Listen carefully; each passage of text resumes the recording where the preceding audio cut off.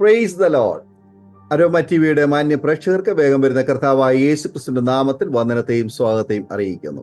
അനുഗ്രഹീതവും മനോഹരവുമായ നല്ല നിമിഷങ്ങൾക്കായി കർത്താവിന് സ്തോത്രം ചെയ്യുകയാണ്. ഓരോ ദിവസവും നിങ്ങളോടൊപ്പം വ്യത്യസ്തമായ ജീവിതത്തിലെ നല്ല അനുഭവങ്ങളും ഓർമ്മക്കുറിപ്പുകളുമായി കടന്നു വരുന്നതിൽ ഞങ്ങൾക്ക് വളരെ സന്തോഷമുണ്ട്. ഇന്ന് അരോമ ടിവിയുടെ പ്രേക്ഷകരോടൊപ്പം സമയം ചിലവഴിക്കുന്നതിന് നമ്മുടെ ക്ഷണം സ്വീകരിച്ച് നമ്മോടൊപ്പം ജോയിൻ ചെയ്തിരിക്കുന്നത് സമൂഹത്തിൽ വ്യത്യസ്ത നിലകളിൽ കർത്താവിന് വേണ്ടി പ്രയോജനപ്പെട്ടുകൊണ്ടിരിക്കുന്ന സുവിശേഷ പ്രവർത്തനത്തിന് ഉപയോഗിക്കുന്ന ചില മാധ്യമങ്ങളെ കുറിച്ചും ഒക്കെ നമ്മോടൊപ്പം പങ്കുവയ്ക്കുവാൻ തക്കവണ്ണം നമ്മുടെ ക്ഷണം സ്വീകരിച്ച് കർത്താവിൻ ദാസൻ ജയ് മോഹൻ അതിരിങ്കൽ അവറുകളാണ് ഇന്ന് നമ്മോടൊപ്പം ജോയിൻ ചെയ്തിരിക്കുന്നത്. കർത്താവിന്റെ ദാസനെ പരിചയപ്പെടുത്തുന്നത് ഒത്തിരി സന്തോഷമുണ്ട്. അദ്ദേഹം തന്റെ ജീവിതാനുഭവങ്ങൾ നമ്മോട് തുടർമാനമായി സംസാരിക്കും. പ്രാർത്ഥനയോടെ ആയിരിക്കാം. സ്കിപ്പ് ചെയ്യാതെ അവസാനം വരെ ഈ വീഡിയോ കാണുകയും കേൾക്കുകയും ചെയ്യുക. ദൈവനാമം അതിലൂടെ മഹിമപ്പെടട്ടെ. കർത്താവ് നമ്മെ സഹായിക്കട്ടെ. കർത്താവിൻ ദാസൻ ജയ് മോഹൻ അവറുകളെ തികഞ്ഞ സ്നേഹത്തോടും ആദരവോടും കൂടി അരോമ ടിവിയുടെ പ്രേക്ഷകരോടൊപ്പം സമയം ചെലവഴിക്കുന്നതിന് ഞങ്ങൾ സ്വാഗതം ചെയ്തോളൂ. പ്രൈസ് ദി ലോർഡ് ദൈവദാസനെ. കർത്താവിന്റെ ദാസനെ അരോമ ടിവിയുടെ പ്രേക്ഷകരോടൊപ്പം പരിചയപ്പെടുത്തുന്നത് ഞങ്ങൾക്ക് വളരെ സന്തോഷമുണ്ട്. ഒന്ന് പരിചയപ്പെടുത്താമോ? എവിടെ നിന്നാണ് ജോയിൻ ചെയ്തിരിക്കുന്നത്? കുടുംബാംഗങ്ങളെ, വീട്ടിൽ ആരൊക്കെയുണ്ട്? എന്റെ പേര് ഞാൻ ഇപ്പോൾ ഈ പരിപാടിയിൽ പങ്കെടുക്കുന്നത് തൃശ്ശൂർ ജില്ലയിൽ തൃശ്ശൂർ ടൗണിനടുത്ത് തൃക്കൂർ എന്ന് പറയുന്ന ഒരു സ്ഥലം, ഒല്ലൂര് എന്നൊക്കെ പറയുന്ന പ്രസിദ്ധമായ ഒരു സ്ഥലമാണ് ഒല്ലൂര്. ആ ഒല്ലൂരിനടുത്ത് തൃക്കൂർ എന്ന് പറയുന്ന ഒരു സ്ഥലത്താണ് ഇപ്പോൾ കുറച്ച് നാളായി താമസിക്കുന്നത്. ഇവിടെ നിന്നാണ് ഇതിന്റെ പ്രേക്ഷകരുമായി സംസാരിക്കുന്നത്. ഓക്കെ, കുടുംബാംഗങ്ങളെ കുറിച്ചൊക്കെ പരിചയപ്പെടുത്താമോ? രണ്ടുപേരാണ്. എൻ്റെ ഭാര്യയുടെ പേര് റോസ് എന്നാണ്. ഞങ്ങൾ രണ്ടുപേരും തനിച്ചാണ് ഇവിടെ കഴിയുന്നത്. ഓക്കെ. കർത്താവിനെ പരിചയപ്പെടുത്തിയത് വളരെ സന്തോഷമുണ്ട്. ചെയ്യുന്ന ശുശ്രൂഷകളെ കുറിച്ചും തുടർമാനമായി അരോമ ടിവിയുടെ പ്രേക്ഷകരുമായിട്ട് പങ്കുവയ്ക്കാൻ ആഗ്രഹിക്കുന്ന കാര്യങ്ങൾ കർത്താവിന്റെ സംസാരിക്കാം. ഞാനൊരു സുവിശേഷകനാണ്. സുവിശേഷകനായിട്ടുള്ള രക്ഷിക്കപ്പെട്ട് കഴിഞ്ഞപ്പോൾ തന്നെ ഒരു സുവിശേഷകൻ എന്ന നിലയിലാണ് എനിക്ക് പ്രവർത്തിക്കാനുള്ള താല്പര്യവും കർത്താവ് എന്നെ അങ്ങനെയാണ് വിളിച്ചത്. ആ നിലയിൽ ആണ് ഞാൻ പ്രവർത്തിച്ച് പോരുന്നത്. അതിൽ പരസ്യങ്ങളുണ്ട്, ആളാമ്പ്രതി അല്ലെങ്കിൽ വ്യക്തിഗതമായ സുവിശേഷീകരണമുണ്ട്.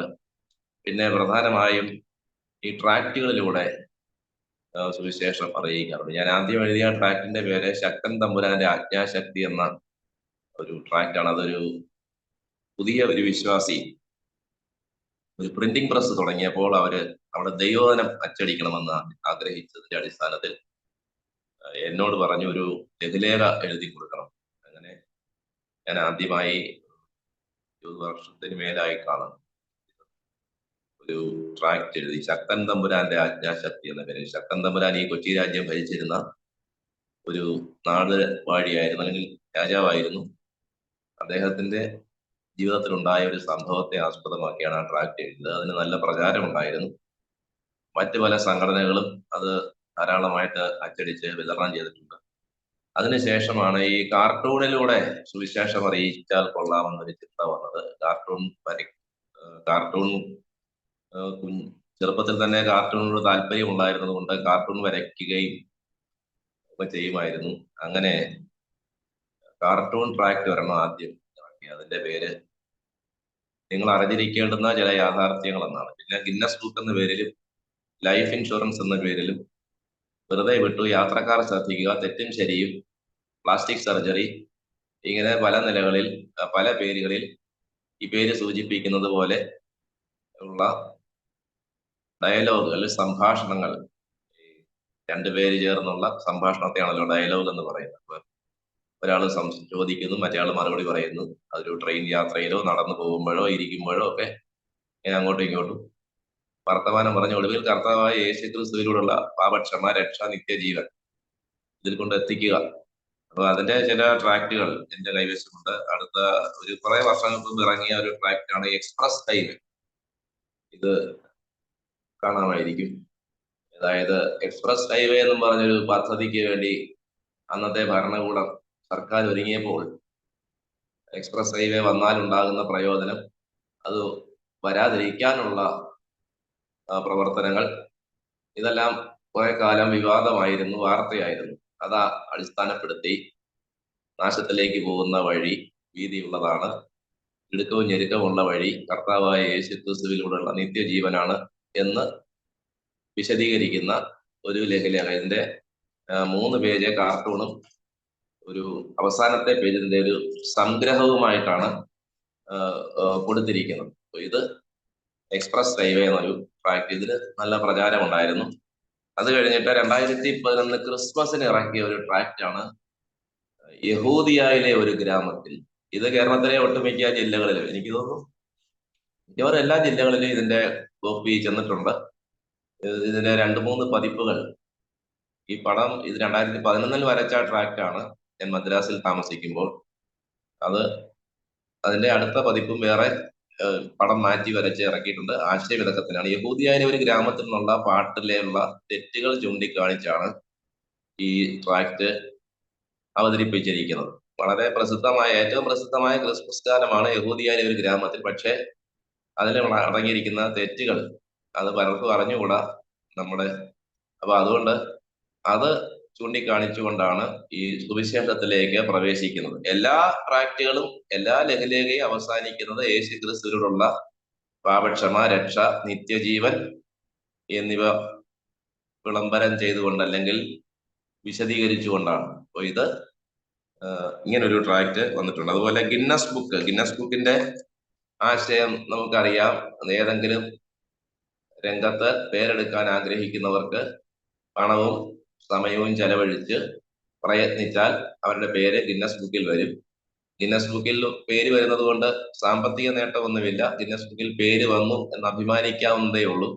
എന്നാൽ ഗിന്നസ് ബുക്കിൽ പേര് വന്നാലും ലോകത്തിൽ ഏതെങ്കിലും എവിടെല്ലാം പേര് വന്നെന്ന് പറഞ്ഞാലും ജീവന്റെ പുസ്തകത്തിൽ പേര് വന്നില്ലെങ്കിൽ നിത്യ നരകത്തിലേക്ക് പോകും, അല്ലെങ്കിൽ നിത്യജീവൻ കിട്ടുകയില്ല എന്നുള്ള ആശയമാണ് ഈ ട്രാക്ട്. ഇത് തമിഴ് ട്രാക്റ്റ് ആണ്. ഞാൻ മലയാളത്തിൽ ഇറക്കിയതിന്റെ പരിഭാഷയാണ് ഇത്. ഇതും ലൈഫ് ഇൻഷുറൻസ് എന്ന ട്രാക്റ്റും തമിഴിലോട്ടും പരിഭാഷ വന്നിട്ടുണ്ട്. ശ്രീലങ്കയിലും തമിഴ്നാട്ടിലും ഇത് വിതരണം ചെയ്യുന്നുണ്ട്. അങ്ങനെ അതുപോലെ അടുത്ത സമയത്ത് ഇറങ്ങിയ ഒരു ട്രാക്റ്റ് ആണ് ലഹരിയോട് വിട. ഇത് ഒരു സംഘടനയ്ക്ക് വേണ്ടി, IPCയുടെ ഒരു സംഘടനയ്ക്ക് വേണ്ടി വരച്ച് കൊടുത്തതാണ്. ഇതും കാസർഗോഡ് മുതൽ തിരുവനന്തപുരം വരെ കൊടുത്തിട്ടുണ്ട്. നമുക്ക് വേണമെങ്കിലും അടിക്കാൻ, കോപ്പിറൈറ്റ് ഒന്നുമില്ല, ആർക്ക് വേണമെങ്കിലും അച്ചടിക്കാവുന്നതേ ഉള്ളൂ. അത് അടുത്ത ട്രാക്റ്റ് ആണ്. ഇത് മരണാനന്തരം, മരണത്തിന് അപ്പുറം വന്ന പേരിൽ ഒരു ട്രാക്ട് ഇറങ്ങി. അത് 8 പേജ് ആയിരുന്നു. അത് ഇപ്പോൾ 8 പേജ് ട്രാക്റ്റ് ഒന്നും അങ്ങനെ ആരും വായിക്കില്ല എന്നൊരു ധാരണയുള്ളത് കൊണ്ട് ഇത് 4 പേജാക്കി ചെറുതാക്കി അവതരിപ്പിച്ചിരിക്കുകയാണ്.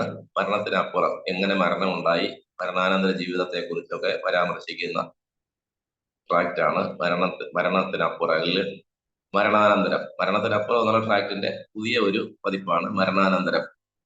അങ്ങനെ പല ട്രാക്റ്റുകൾ വന്നിട്ടുണ്ട്. ഒരു 10-ൽ കുറയാത്ത ട്രാക്റ്റുകൾ ഈ നിലയിൽ വന്നിട്ടുണ്ട്. കാർട്ടൂൺ ഇല്ലാത്ത ട്രാക്റ്റ് 2 നഗരങ്ങളുടെ കഥ, നേരത്തെ പറഞ്ഞതുപോലെ ശക്തൻ തമ്പുരാൻ രാജ്ഞാശക്തി, ഇങ്ങനെയുള്ള, അതുപോലെ മണ്ടൻ വണ്ട് എന്ന് പറയുന്ന കേരള പാണിനി എഴുതിയ ഒരു മുക്തകത്തിന്റെ ആശയം വെച്ചുകൊണ്ട്, രാവിപ്പോൾ ക്ഷണമങ്ങൊടുങ്ങിടും ഉഷസംഗം പ്രകാശിക്കും ദേവൻ സൂര്യൻ ഉദിക്കും ഈ കമലവും കാലേ വിളർന്നിടുമേ ഏവം മുട്ടിനകത്തിരുന്നളി മനോരാജ്യം തുടർന്നിടവേ ദൈവത്തിൻ മനമാര് കണ്ടു പെഴുതാൻ ദന്തീന്ദ്രന പത്മിനിയും എന്നൊരു മുക്തകം 7ാം ക്ലാസ്സിൽ ഞങ്ങൾക്ക് പഠിക്കാനുണ്ടായിരുന്നു. അത് കോമ്പസിഷൻ എഴുതാൻ വേണ്ടി, രചന എന്ന് പറയുന്ന ഒരു സമ്പ്രദായം ഉണ്ടായിരുന്നല്ലോ, അത് എഴുതാൻ വേണ്ടി അന്ന് പഠിപ്പിച്ചതാണ്. അത് ഓർത്തെടുത്ത് എഴുതിയ ട്രാക്റ്റാണ് ഒരു വണ്ടിന്റെ കഥ. അപ്പൊ അത് മണ്ടൻ എന്ന പേരിൽ ഒരു ചെറിയ ട്രാക്ട്, പോക്കറ്റിൽ വെക്കാവുന്ന ഒരു ട്രാക്ട് ഇറങ്ങിയിട്ടുണ്ട്. അങ്ങനെ ഇതിനെല്ലാം ധാരാളം വായനക്കാരുണ്ട്. ഈ ട്രാക്ടുകളുടെ സവിശേഷത, ഇതാരും അങ്ങനെ കീറിക്കളയാറില്ല. കീറിക്കളയേണ്ടി വന്നാലും കളഞ്ഞാലും വായിച്ചിട്ടേ കളയുള്ളൂ. അങ്ങനെ അതുകൊണ്ട് ഇതെല്ലാവരും വായിക്കുന്ന ഒരു ട്രാക്റ്റാണ്, ലഘുലേഖയാണ്. അപ്പൊ ഇത്തരം ഒരു 10-ലേറെ, എത്രയാണ് ഞാൻ കൃത്യമായ എണ്ണം ഓർക്കുന്നില്ല, ലഘുലേഖകൾ പ്രസിദ്ധീകരിച്ചിട്ടുണ്ട്. അതുപോലെ ഈ കാർട്ടൂൺ വരച്ചുകൊണ്ട് സുവിശേഷം പറയുന്ന, അതായത് ഒരു നാൽക്കവലയിലോ തെരുവോരത്തോ ഒരു വൈറ്റ് ബോർഡ് കൊണ്ടുവയ്ക്കുന്നു, അവിടെ മാർക്കർ ഉപയോഗിച്ച് അതിൽ കാർട്ടൂൺ വരയ്ക്കുന്നു, പല വിഷയങ്ങൾ അത് വെച്ച് വരയ്ക്കുന്നു. അത് കൈരളി പീപ്പിൾ എന്നൊരു ചാനൽ പണ്ടുണ്ടായിരുന്നു, മുമ്പുണ്ടായിരുന്നു. അതിൽ ജോർജ് കോശി മൈലപ്ര എന്ന സഹോദരൻ ഒരു സദ്ഗമയ എന്ന പേരിൽ ഒരു സംഭാഷണ പരിപാടി അവതരിപ്പിച്ചിരുന്നു, ടോക്ക് ഷോ. അതിൽ എന്നെയും കൂടെ ഒരിക്കൽ ഉൾപ്പെടുത്തി ഏതാനും ഈ വരപ്രസംഗങ്ങൾ അതിൽ ലഭിച്ച സമയത്തിനുള്ളിൽ അവതരിപ്പിക്കാൻ കഴിഞ്ഞിട്ടുണ്ട്. അതുപോലെ ശ്രീലങ്കയിലെ ഒരു സ്വർഗ എന്നൊരു ചാനലുണ്ട്. അവരിതിനെ കുറിച്ച് അറിഞ്ഞിട്ട് എനിക്ക് അവിടെ അവസരം തരികയും അതിലൊരു 80 പരിപാടികൾ, എപ്പിസോഡുകൾ ഈ സുവിശേഷ ചിത്രം എന്നാണ് അവർ കൊടുത്തിരിക്കുന്നത്. അത് എനിക്ക് അറിയാവുന്ന തമിഴിൽ ഞാൻ പറയുകയും അങ്ങനെ അതിന് സ്വീകാര്യത കിട്ടുകയും ചെയ്തു. അങ്ങനെ ശ്രീലങ്കയിലെ കുറെ ആളുകൾക്ക് അത് പ്രയോജനപ്പെട്ടു എന്നാണ് അറിയാൻ കഴിഞ്ഞത്. അങ്ങനെ ഈ കാർട്ടൂൺ മാധ്യമത്തിലൂടെ സുവിശേഷം അറിയിക്കാൻ ശ്രദ്ധ ചെലുത്തുന്നുണ്ട്. ഇപ്പോൾ കേരളത്തിന്റെ പലയിടങ്ങളിൽ, കേരളത്തിന് പുറത്തും ചില സ്ഥലങ്ങളിലൊക്കെ ഈ വരപ്രസംഗം അവതരിപ്പിച്ചിട്ടുണ്ട്. ഇതിന്റെ പേര് വരവിചാരം എന്നാണ്. ഇത് സർക്കാരിന്റെ ഇന്റലക്ച്വൽ പ്രോപ്പർട്ടി, ബൗദ്ധിക സ്വത്തവകാശ നിയമം അനുസരിച്ച്, അല്ലെങ്കിൽ ട്രേഡ് മാർക്ക് നിയമം അനുസരിച്ച് നമ്മൾ ഈ പേര് രജിസ്റ്റർ ചെയ്തിട്ടുണ്ട്. വരവിചാരം, വരയിലൂടെ ചിന്തിക്കുക, വിചാരിക്കുക എന്നാണ് അതിന്റെ അർത്ഥം, ആശയം. അങ്ങനെ വരവിചാരം എന്ന പേരിലാണ് ഇത് നടത്തുന്നത്. കാരണം ഇത് രജിസ്റ്റർ ചെയ്തില്ലെങ്കിൽ മറ്റാരെങ്കിലും ഈ പേര് ഉപയോഗിച്ച് മറ്റെന്തെങ്കിലും അവതരിപ്പിച്ചാൽ അത് നമുക്ക് ബുദ്ധിമുട്ടാകും, പ്രയാസമാകും എന്നതുകൊണ്ടാണ് ഈ പേര് രജിസ്റ്റർ ചെയ്തത്. ഇന്ത്യയിൽ മറ്റാർക്കും ഈ പേര് ഉപയോഗിക്കാൻ പറ്റുകയില്ല. വരവിചാരം, ലൈൻസ് ഓഫ് തോട്ട്സ് എന്നാണ് അതിന്റെ ഇംഗ്ലീഷിലുള്ള വിശദീകരണമായിട്ട് കൊടുത്തിരിക്കുന്നത്. അങ്ങനെ വരവിചാരം ഒരു ലോഗോയുണ്ട്. ഇതുപോലെ വരവിചാരം എന്ന പേരിൽ പലയിടങ്ങളിലും ഈ വരപ്രസംഗം അവതരിപ്പിക്കുന്നുണ്ട്. നിങ്ങൾ ചിലപ്പോൾ ഫേസ്ബുക്കിലും ഒക്കെ എൻ്റെ ഫേസ്ബുക്ക് പേജിൽ നോക്കുകയാണെങ്കിൽ ചെറിയ ചെറിയ ക്ലിപ്പുകൾ കാണാൻ കഴിയും. ഈ ട്രാക്റ്റുകളും ഞാൻ എഴുതിയ പുസ്തകങ്ങളും ഒക്കെ ചിലപ്പോൾ വായിക്കാൻ പറ്റുകയില്ല, അതിന്റെ കവറൊക്കെ കാണാൻ പറ്റും. അപ്പൊ അത്രയും കാര്യങ്ങളാണ് ചെയ്യുന്നത്. പിന്നെ പരിഭാഷയും നിർവഹിക്കുന്നുണ്ട്. ഞാൻ പരിഭാഷപ്പെടുത്തിയ ഏതാനും പുസ്തകങ്ങൾ കാണിക്കാം. ഇത് സ്നേഹ വിപ്ലവം എന്ന പേരിൽ ജോയ്സ് മേയറിന്റെ ഒരു പുസ്തകമാണ്. വളരെ നല്ല ചിന്തകളുള്ള പുസ്തകമാണ്. അതുപോലെ ജോയ്സ് മേയറിന്റെ തന്നെ നിങ്ങൾക്ക് തന്നെ ഒരു ഉപകാരം ചെയ്യുക, ക്ഷമിക്കുക എന്നൊരു പുസ്തകം ഉണ്ട്.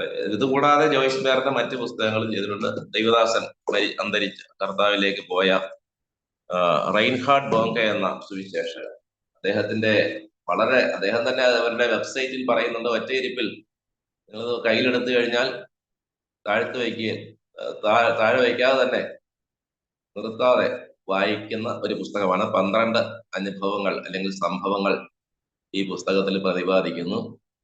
ഇത് 2008 പരിഭാഷപ്പെടുത്തി പ്രസിദ്ധീകരിച്ചതാണ്. അതുപോലെ പ്രസംഗകരുടെ പ്രഭു എന്നറിയപ്പെടുന്ന ചാൾസ് സ്പർജന്റെ പ്രസംഗങ്ങളിൽ നിന്നുള്ള ഉദ്ധരണികൾ, ചാൾസ് സ്പർജന്റെ പ്രസംഗങ്ങൾ ഇന്റർനെറ്റിൽ വായിക്കാൻ കഴിയും. ധാരാളം പ്രസംഗങ്ങൾ അദ്ദേഹത്തിൻ്റെതായിട്ടുണ്ട്.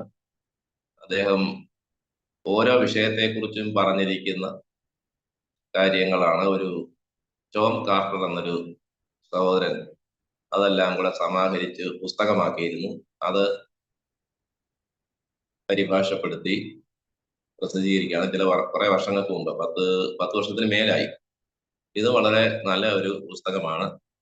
അതുപോലെ ഇസ്ലാം ആമുഖവും സമീപനവും എന്ന പേരിൽ ഒരു ആഫ്രിക്കക്കാരൻ ഇസ്ലാം മത വിശ്വാസിയായിരുന്നു സോബി മാലിക്. അദ്ദേഹം രക്ഷിക്കപ്പെട്ട് ഭർത്താവിന്റെ വേല ചെയ്യുന്നു.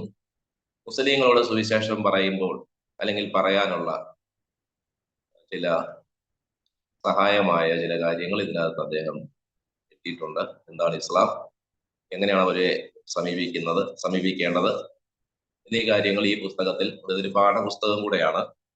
അതുപോലെ വിശ്വാസത്താൽ എബ്രഹാം എന്നൊരു ആത്മകഥ, വളരെ, അതായത് പാസ്റ്റർ പോൾ ഗോപാലകൃഷ്ണനെ രക്ഷയിലേക്ക് നയിച്ച ദൈവദാസനാണ് ഇദ്ദേഹം. ഇപ്പോൾ വിദേശത്ത് താമസിക്കുന്നു. ഇദ്ദേഹമാണ് പോൾ ഗോപാലകൃഷ്ണനോട് കർത്താവായ യേശു ക്രിസ്തുവിനെ കുറിച്ച് പറഞ്ഞത്. വളരെ അനുഭവ സമ്പന്നനായ ഒരു ദൈവദാസനാണ്. വളരെ സാധുക്കളെ കരുതുന്ന, സുവിശേഷത്തിന്റെ താല്പര്യം കാണിക്കുന്ന ഒരു ദൈവദാസനാണ്. അതുപോലെ മറ്റൊരു ദൈവദാസന്റെ പുസ്തകമാണ് ഒക്ടോബർ മുതൽ ഒക്ടോബർ വരെ. ഇതെല്ലാം പരിഭാഷകളാണ്. അപ്പൊ ഇതുകൂടാതെ മറ്റു പല പുസ്തകങ്ങളും പരിഭാഷപ്പെടുത്തിയിട്ടുണ്ട്, ഇപ്പോഴും പരിഭാഷപ്പെടുത്തിക്കൊണ്ടിരിക്കുന്നു. മറ്റ് ജീവചരിത്രങ്ങൾ എഴുതിയിട്ടുണ്ട്. ഇത് ചർച്ച് ഓഫ് ഗോഡിന്റെ ഫീൽഡ് സെക്രട്ടറി ആയിരുന്ന പാസ്റ്റർ TM വർഗീസും അദ്ദേഹത്തിന്റെ മരുമകനും ചർച്ച് ഓഫ് ഗോഡിന്റെ ഓവർസീറുമായിരുന്ന PC ചാക്കോ സാറിന്റെയും കൂടെ ഒരുമിച്ചുള്ള ജീവചരിത്രമാണ്. 2020 ഇത് ചർച്ച് ഓഫ് ഗോഡ് ജനറൽ കൺവെൻഷനിൽ പ്രകാശനം ചെയ്തത്. അതുപോലെ തന്നെ ചർച്ച് ഓഫ് ഗോഡിന്റെ മറ്റൊരു ശുശ്രൂഷകനായ പാസ്റ്റർ CC എബ്രഹാമിന്റെ ജീവചരിത്രം എഴുതിയിട്ടുണ്ട്. ഞാൻ ആദ്യമായി എഴുതിയ ജീവചരിത്രം ഇതാണ്, ദൈവം അയച്ചിട്ടൊരു മനുഷ്യൻ, പാസ്റ്റർ KJ എബ്രഹാമിന്റെ ജീവചരിത്രം. മുണ്ടക്കയം കുട്ടപ്പൻ എന്നാണ് ഇദ്ദേഹത്തെ മലയാളികൾക്കിടയിൽ അറിയപ്പെടുന്നത്. ഇദ്ദേഹം ചില വർഷങ്ങൾക്ക് മുമ്പ് കർത്താവിൽ നിദ്ര പ്രാപിച്ചു. വളരെ അനുഭവങ്ങളുള്ള, ധാരാളമായ ഒരു 50 സംഭവങ്ങളോളം ഇതിനുണ്ടെന്നാണ് എൻ്റെ ഓർമ്മ. ഇതിൽ ധാരാളം നമ്മെ പ്രചോദിപ്പിക്കുന്ന, നമ്മെ വിശ്വാസത്തിൽ ഉറപ്പിക്കുന്ന, നമുക്ക് ധൈര്യം പകരുന്ന നിരവധി അനുഭവങ്ങളും സംഭവങ്ങളും ഈ പുസ്തകത്തിലുണ്ട്. ഇത് ഒരേ സമയം തന്നെ തമിഴിലും ഇറങ്ങിയിട്ടുണ്ട്. തമിഴ്നാട്ടിലാണ് അദ്ദേഹം പിൽക്കാലത്ത് പ്രവർത്തിച്ചത്. അങ്ങനെ ഒരേ സമയത്ത് 2 ഭാഷയിൽ ഇറങ്ങിയ ഒരു പുസ്തകം ഒരുപക്ഷെ ഇതായിരിക്കാം. എനിക്ക് കൃത്യമായി ഓർമ്മയില്ല. വേറെ ചില പുസ്തകങ്ങൾ ചിലപ്പോൾ ഇറങ്ങി കാണുമായിരിക്കാം. എങ്കിലും ഒരു ജീവചരിത്രവും ഒരേ സമയത്ത് 2 ഭാഷയിൽ സാധാരണ ഇറങ്ങി കാണുകയില്ല എന്നാണ് എൻ്റെ വിചാരം. അതുപോലെ ഒരു IPCയിലെ ഒരു സെന്റർ പാസ്റ്ററും ഒരു ഒക്കെ ആയിരുന്ന ഒരു നല്ല ദൈവദാസനാണ് പാസ്റ്റർ PC സാമുവൽ. ഇദ്ദേഹത്തിന്റെ ഒരു ചെറിയ ജീവചരിത്രം ഇറങ്ങിയിട്ടുണ്ട്. വേറെയുണ്ട് പന്തളം കുഞ്ഞമ്മാമ. അതുപോലെ പാസ്റ്റർ ജോസഫ് C ജോസഫ് അമേരിക്കയിൽ താമസിച്ച് കഴിഞ്ഞ 50 വർഷത്തിലേറെയായി അമേരിക്കയിൽ താമസിച്ച് ആത്മാക്കളെ നേടുകയും സഭകൾ സ്ഥാപിക്കുകയും ചെയ്ത പാസ്റ്റർ ജോസഫ് C ജോസഫിന്റെ പുസ്തകം, ജീവചരിത്രം എഴുതിയിട്ടുണ്ട്. അങ്ങനെ പലരുടെയും ജീവചരിത്രങ്ങൾ. അതുപോലെ ഫിലിപ്പോസ് ഭാഗവതൻ എന്ന് പറയുന്ന ഒരു ദൈവദാസന്റെ ജീവചരിത്രമാണ് ഏറ്റവും അവസാനമായി പ്രസിദ്ധീകരിച്ചത്. അത് ഈ കഴിഞ്ഞ കുമ്പനാട് IPCയുടെ കൺവെൻഷനിൽ പ്രകാശനം ചെയ്തു. കഴിഞ്ഞ 4 പതിറ്റാണ്ടോളം കുമ്പനാട് കൺവെൻഷനിൽ ഗാന ശുശ്രൂഷയ്ക്ക് നേതൃത്വം വഹിച്ച വളരെ അനുഗ്രഹീതനായ ഒരു ദൈവദാസനായിരുന്നു കുമ്പളന്താനത്ത് ജീവിച്ചിരുന്ന പാസ്റ്റർ ഫിലിപ്പോസ് ഭാഗവതം. അദ്ദേഹത്തിന്റെ ജീവചരിത്രവും എഴുതാൻ കഴിഞ്ഞു. ഇങ്ങനെ ഇതെല്ലാം യാദൃച്ഛികമായി സംഭവിച്ച കാര്യങ്ങളാണ്. ഞാൻ എഴുതി തരാമെന്നും പറഞ്ഞു പോയതല്ല, ഇങ്ങനെ വന്നു ചേർന്ന കാര്യങ്ങളാണ്. പ്രോത്സാഹിപ്പിച്ച ആളാണ് ഇമ്മാനുവൽ പബ്ലിക്കേഷൻസിന്റെ ചുമതല വഹിക്കുന്ന വിശേഷകൻ CI ജോർജ്. അദ്ദേഹം ഇപ്പോൾ തൃശ്ശൂർ മണ്ണുത്തിയിൽ താമസിക്കുന്നു. പ്രസിദ്ധമായ എബനേസർ പ്രിന്റേഴ്സിലെ അവരുടെ ബന്ധത്തിലുള്ള ആളാണ്. എന്ന് പറഞ്ഞാൽ അവിടുത്തെ സഹോദരിയെ വിവാഹം ചെയ്തത് CI ജോർജ് എന്ന ദൈവദാസനാണ്. എബനേസർ പ്രിന്റേഴ്സിനെ കുറിച്ചും ഇതിനിടയ്ക്ക് പരാമർശിക്കണം. കേരളത്തിൽ സുവിശേഷീകരണ രംഗത്ത് എന്ന് പറഞ്ഞാൽ ലഘുലേഖകൾ വിതരണം ചെയ്യുന്നതിൽ ഒരു നല്ല പങ്ക് അവർ വഹിക്കുന്നുണ്ട്. അവരുടെ വരുമാനത്തിന്റെ ഒരു ഓഹരി അവർ ട്രാക്റ്റുകൾ അടിച്ച് സൗജന്യമായി ആളുകൾക്ക് എത്തിച്ചു കൊടുക്കുന്നു. അങ്ങനെ സുവിശേഷകന്മാർ വന്ന് ആ സ്ഥാപനത്തിൽ വന്ന് 5000-10,000 ട്രാക്റ്റുകൾ, അവർക്ക് ആവശ്യമുള്ള ട്രാക്റ്റുകൾ, ലഘുലേഖകൾ, ചെറു പുസ്തകങ്ങൾ, തമ്പിയുടെ ഹൃദയം ഇതുള്ള പുസ്തകങ്ങളെല്ലാം വാങ്ങിക്കൊണ്ടു പോകുന്നു. അത് സൗജന്യമായിട്ടാണ് കൊടുക്കുന്നത്. അങ്ങനെ അതിന്റെ തുടക്കം മുതൽ കഴിഞ്ഞ 6 പതിറ്റാണ്ടായിട്ട് അവരത് ചെയ്യുന്നുണ്ട്. ആ സ്ഥാപനത്തെ ഓർത്തും ദൈവമക്കൾ പ്രാർത്ഥിക്കുക. അച്ചടിയിലൂടെ അല്ലെങ്കിൽ ലഘുലേഖയിലൂടെ, പുസ്തകങ്ങളിലൂടെ ഒരുപാട് പേരെ സന്ധിക്കാൻ കഴിയും. നമ്മുടെ പ്രസംഗങ്ങൾ കേൾക്കാൻ വരാത്ത ആളുകൾക്ക് ഇപ്പോൾ വായന കുറഞ്ഞിട്ടുണ്ടെന്ന് പറഞ്ഞാലും ലഘുലേഖയൊക്കെ കണ്ടാൽ ആളുകൾ വായിക്കും, വായിക്കാതിരിക്കുകയില്ല. ഈ ശുശ്രൂഷ ഒരു അനുഗ്രഹീതമായ ശുശ്രൂഷയാണ്. ദൈവം അതിനെ പ്രയോജനപ്പെടുത്തട്ടെ എന്ന് ഞങ്ങൾ ആഗ്രഹിക്കും. അപ്പൊ ഇതൊക്കെയാണ് ഞാൻ ചെയ്യുന്ന പ്രവർത്തനങ്ങൾ എന്ന് പറഞ്ഞ ഒരു സംഗ്രഹം. ഞാൻ രക്ഷിക്കപ്പെട്ടത് പറയുകയാണെങ്കിൽ 1988 ജനുവരി മാസം 14 ഏതോ ഒരു ആവശ്യത്തിന് പുനലൂർ പട്ടണത്തിൽ പോകേണ്ടി വന്നു. പുനലൂർ പോസ്റ്റ് ഓഫീസ് ജംഗ്ഷനിൽ നിന്ന് ഞാൻ KSRTC ബസ് സ്റ്റാൻഡിലേക്ക് വീട്ടിൽ പോകാൻ വേണ്ടി നടന്നു വരുന്ന വഴി മനോഹരമായ പാട്ട് മൈക്കിലൂടെ കേട്ടു. പാട്ടിനോട് താല്പര്യമുണ്ട്. പള്ളിയിലെ പരിപാടികൾക്ക് എൻ്റെ ഒരു പാട്ട് മിക്കവാറും ഉണ്ടായിരിക്കും. അച്ഛന്മാരും കന്യാസ്ത്രീകളുമൊക്കെ അതിന് പ്രോത്സാഹനം തന്നിട്ടുണ്ട്. അങ്ങനെ സംയുക്ത ക്രിസ്മസ് ആഘോഷത്തിനൊക്കെ ഞങ്ങൾ അന്നത്തെ ഓർക്കസ്ട്ര, അന്നത്തെ അല്ലെങ്കിൽ വാദ്യോപകരണങ്ങൾ, ഹാർമോണിയം, തബല ഇതൊക്കെ വെച്ച് ഞങ്ങൾ പാട്ട് അവതരിപ്പിച്ചിട്ടുണ്ട്. അങ്ങനെ ഈ പാട്ട് പുനലൂരിലെ PNS ടെക്സ്റ്റൈൽസിന്റെ അവിടെ നിന്ന് ഇങ്ങോട്ട് നടന്നു വരുമ്പോൾ, അല്ലെങ്കിൽ പോസ്റ്റ് ഓഫീസ് ജംഗ്ഷനിൽ നിന്ന് നടന്നു വരുമ്പോൾ ഈ പാട്ട് കേട്ടു. പാട്ട് ഇഷ്ടപ്പെട്ടത് കൊണ്ട് പാട്ട് എവിടെ നിന്ന് വരുന്നെന്ന് അറിയാൻ ഞാൻ തിരക്കി പോയപ്പോൾ അവിടെ പുനലൂർ പട്ടണത്തിന് നടുവിലുള്ള ഹൈസ്കൂൾ ഗ്രൗണ്ട്, ഇന്നത് ഹയർ സെക്കൻഡറി സ്കൂളാണ്, അവിടെ അസംബ്ലീസ് ഓഫ് ഗോഡിന്റെ ജനറൽ കൺവെൻഷൻ നടക്കുകയാണ്. അതൊക്കെ പിന്നാണ് അറിയുന്നത്. അവിടെ ചെന്ന് കയറിയപ്പോൾ ചെറുപ്പക്കാരൻ അക്കോർഡിയൻ വായിച്ചുകൊണ്ട് പാട്ട് പാടുന്നു. പാട്ട് വളരെ നല്ല പാട്ടായിരുന്നു. സ്തുതിച്ചിടുവിൻ യഹോവയെ, പാടുവിൻ കീർത്തനങ്ങൾ എന്നൊക്കെയുള്ള പാട്ടുകളാണ് അവിടെ പാടിയത്. അക്കോർഡിയൻ വായന കാണാനും നല്ലതാണ്, പാട്ട് കേൾക്കാനും കൊള്ളാമായിരുന്നു. അങ്ങനെ ഞാൻ അവിടെ നിന്നും 3-4 പാട്ടൊക്കെ കഴിഞ്ഞപ്പോൾ പാസ്റ്റർ ജോയി പി ഉമ്മൻ വന്ന് പ്രസംഗിച്ചു. അന്ന് അദ്ദേഹം അസംബ്ലീസ് ഗോഡ് എന്ന സംഘടനയിൽ പ്രവർത്തിക്കുകയായിരുന്നതാണ് എന്റെ ഓർമ്മ. എനിക്ക് ഈ സംഘടനകളെ കുറിച്ചൊന്നും വന്ന് അറിഞ്ഞുകൂടാ. പാസ്റ്റർ ജോയി പി ഉമ്മന്റെ പ്രസംഗം വളരെ ആകർഷകമായിരുന്നു. കർത്താവായ യേശു ക്രിസ്തുവിന്റെ മടങ്ങി വരുവിനെ കുറിച്ചാണ് അദ്ദേഹം അവിടെ പ്രസംഗിച്ചത്. അത് എന്റെ രക്ഷയ്ക്ക് പര്യാപ്തമായിരുന്നു. അങ്ങനെ ഒരുത്തൻ ക്രിസ്തുവിലായാൽ അവൻ പുതിയ സൃഷ്ടിയാകുന്നു എന്ന വാക്യം എന്റെ ജീവിതത്തിൽ അന്വർത്ഥമായി. അത് വീട്ടുകാർക്കും അയൽക്കാർക്കും എന്റെ കൂട്ടുകാർക്കും എല്ലാവർക്കും മനസ്സിലായി. അങ്ങനെ ഈ സുവിശേഷം മറ്റുള്ളവരോട് പറയാനുള്ള ആഗ്രഹം എന്നെ ഭരിച്ചു. ഞാൻ മിക്കവാറും എല്ലാ ദിവസവും പോകുന്ന വായനശാല, അവിടെ പത്രം വായിക്കാം, കുറെ പുസ്തകങ്ങളുണ്ട്. അവിടുന്ന് ആ പുസ്തകങ്ങളൊക്കെ എടുത്ത് വായിക്കാറുണ്ട്, പത്രം വായിക്കാറുണ്ട്. അവിടെയൊക്കെ ഞാൻ കയ്യിൽ കിട്ടുന്ന ലഘുലേഖകളൊക്കെ കൊണ്ടുപോയി അവിടെ വയ്ക്കുമായിരുന്നു. ഞാനിങ്ങനെ ശ്രദ്ധിക്കും, ആരെങ്കിലും വന്ന് എടുക്കുന്നുണ്ടോ. ഞാൻ കൊടുക്കുമ്പോൾ ഞാൻ ആ നാട്ടുകാരനാണ്, ആളുകൾ ആ ഒരു പരിഗണനയെ തരികയുള്ളൂ. തന്നെ മാത്രമല്ല, ഞങ്ങളുടെ വീട്ടുകാരും രക്ഷിക്കപ്പെട്ടതുമല്ല. അപ്പം ചിലര് പറയും, നീ പോയി നിന്റെ അപ്പനെ നന്നാക്കുന്നൊക്കെ ഇങ്ങനെയൊക്കെ പറഞ്ഞിട്ടുണ്ട് ചുരുക്കമായിട്ടൊക്കെ. അപ്പം വീട്ടുകാർ രക്ഷിക്കപ്പെടാത്തത് കൊണ്ടുള്ള ഒരു പ്രയാസമുണ്ട്. എന്തായാലും സുവിശേഷം പറയണമെന്നുള്ള ആഗ്രഹം. ഞാൻ വളരെ അന്തർമുഖനായിരുന്നു. സഭാകമ്പം ഒരുപാടുള്ള ആളാണ്. 4 പേര് വന്നാൽ ഞാൻ ഓടി എവിടെയെങ്കിലും പോയി മാറി നിൽക്കും. അതുകൊണ്ട് പല രംഗങ്ങളിലും ഞാൻ പിന്തള്ളപ്പെട്ടിട്ടുണ്ട്. എനിക്ക് ആളുകളെ അഭിമുഖീകരിക്കാനോ സംസാരിക്കാനോ ഒക്കെ വളരെ വളരെ വളരെ ബുദ്ധിമുട്ടുള്ള ആളായിരുന്നു. അതും ഇതിനൊരു കാരണമായിട്ടുണ്ട്. വിശേഷം പറയാൻ ഉള്ള ആഗ്രഹവും എന്നെ ഭരിച്ചു. അങ്ങനെ ഞാൻ രക്ഷിക്കപ്പെട്ട് 4 വർഷം കഴിഞ്ഞപ്പോൾ എങ്ങനെയാലും ദൈവവചനം പഠിക്കണം എന്നുള്ള ആഗ്രഹം ഉണ്ടായി. കാരണം നമ്മുടെ വീട്ടിൽ സത്യവേദ പുസ്തകം എന്ന ബൈബിൾ ഉണ്ടായിരുന്നു. അതൊക്കെ വല്ലപ്പോഴൊക്കെ വായിച്ചിരുന്നു. എന്നാൽ രക്ഷിക്കപ്പെട്ട് കഴിഞ്ഞപ്പോൾ ബൈബിൾ കൂടുതലായി വായിക്കാൻ തുടങ്ങി. മണിക്കൂറുകൾ വായിച്ചപ്പോൾ കുറെ സത്യങ്ങൾ മനസ്സിലായി, കുറെ മനസ്സിലാകാതെ വന്നു. അപ്പോൾ ദൈവവചനം പഠിക്കണം എന്നുള്ള ചിന്ത വന്നു. ഭക്ഷണവും താമസവും സൗജന്യം എന്നൊരു പരസ്യം കണ്ടപ്പോഴാണ് ചാത്തന്നൂർ ബാപ്റ്റിസ്റ്റ് ബൈബിൾ കോളേജിൽ പോയി പഠിക്കാമെന്ന് തീരുമാനിച്ച് അവിടെ പോയി. അവിടുത്തെ പരിശീലനം വളരെ നല്ലതായിരുന്നു. കൃത്യമായി യേശുക്രിസ്തുവിന്റെ സുവിശേഷം വളരെ വ്യക്തവും ലളിതവുമായി അവരെ പോലെ മറ്റാരും പ്രസംഗിക്കുന്നത് ഞാൻ കേട്ടിട്ടില്ല.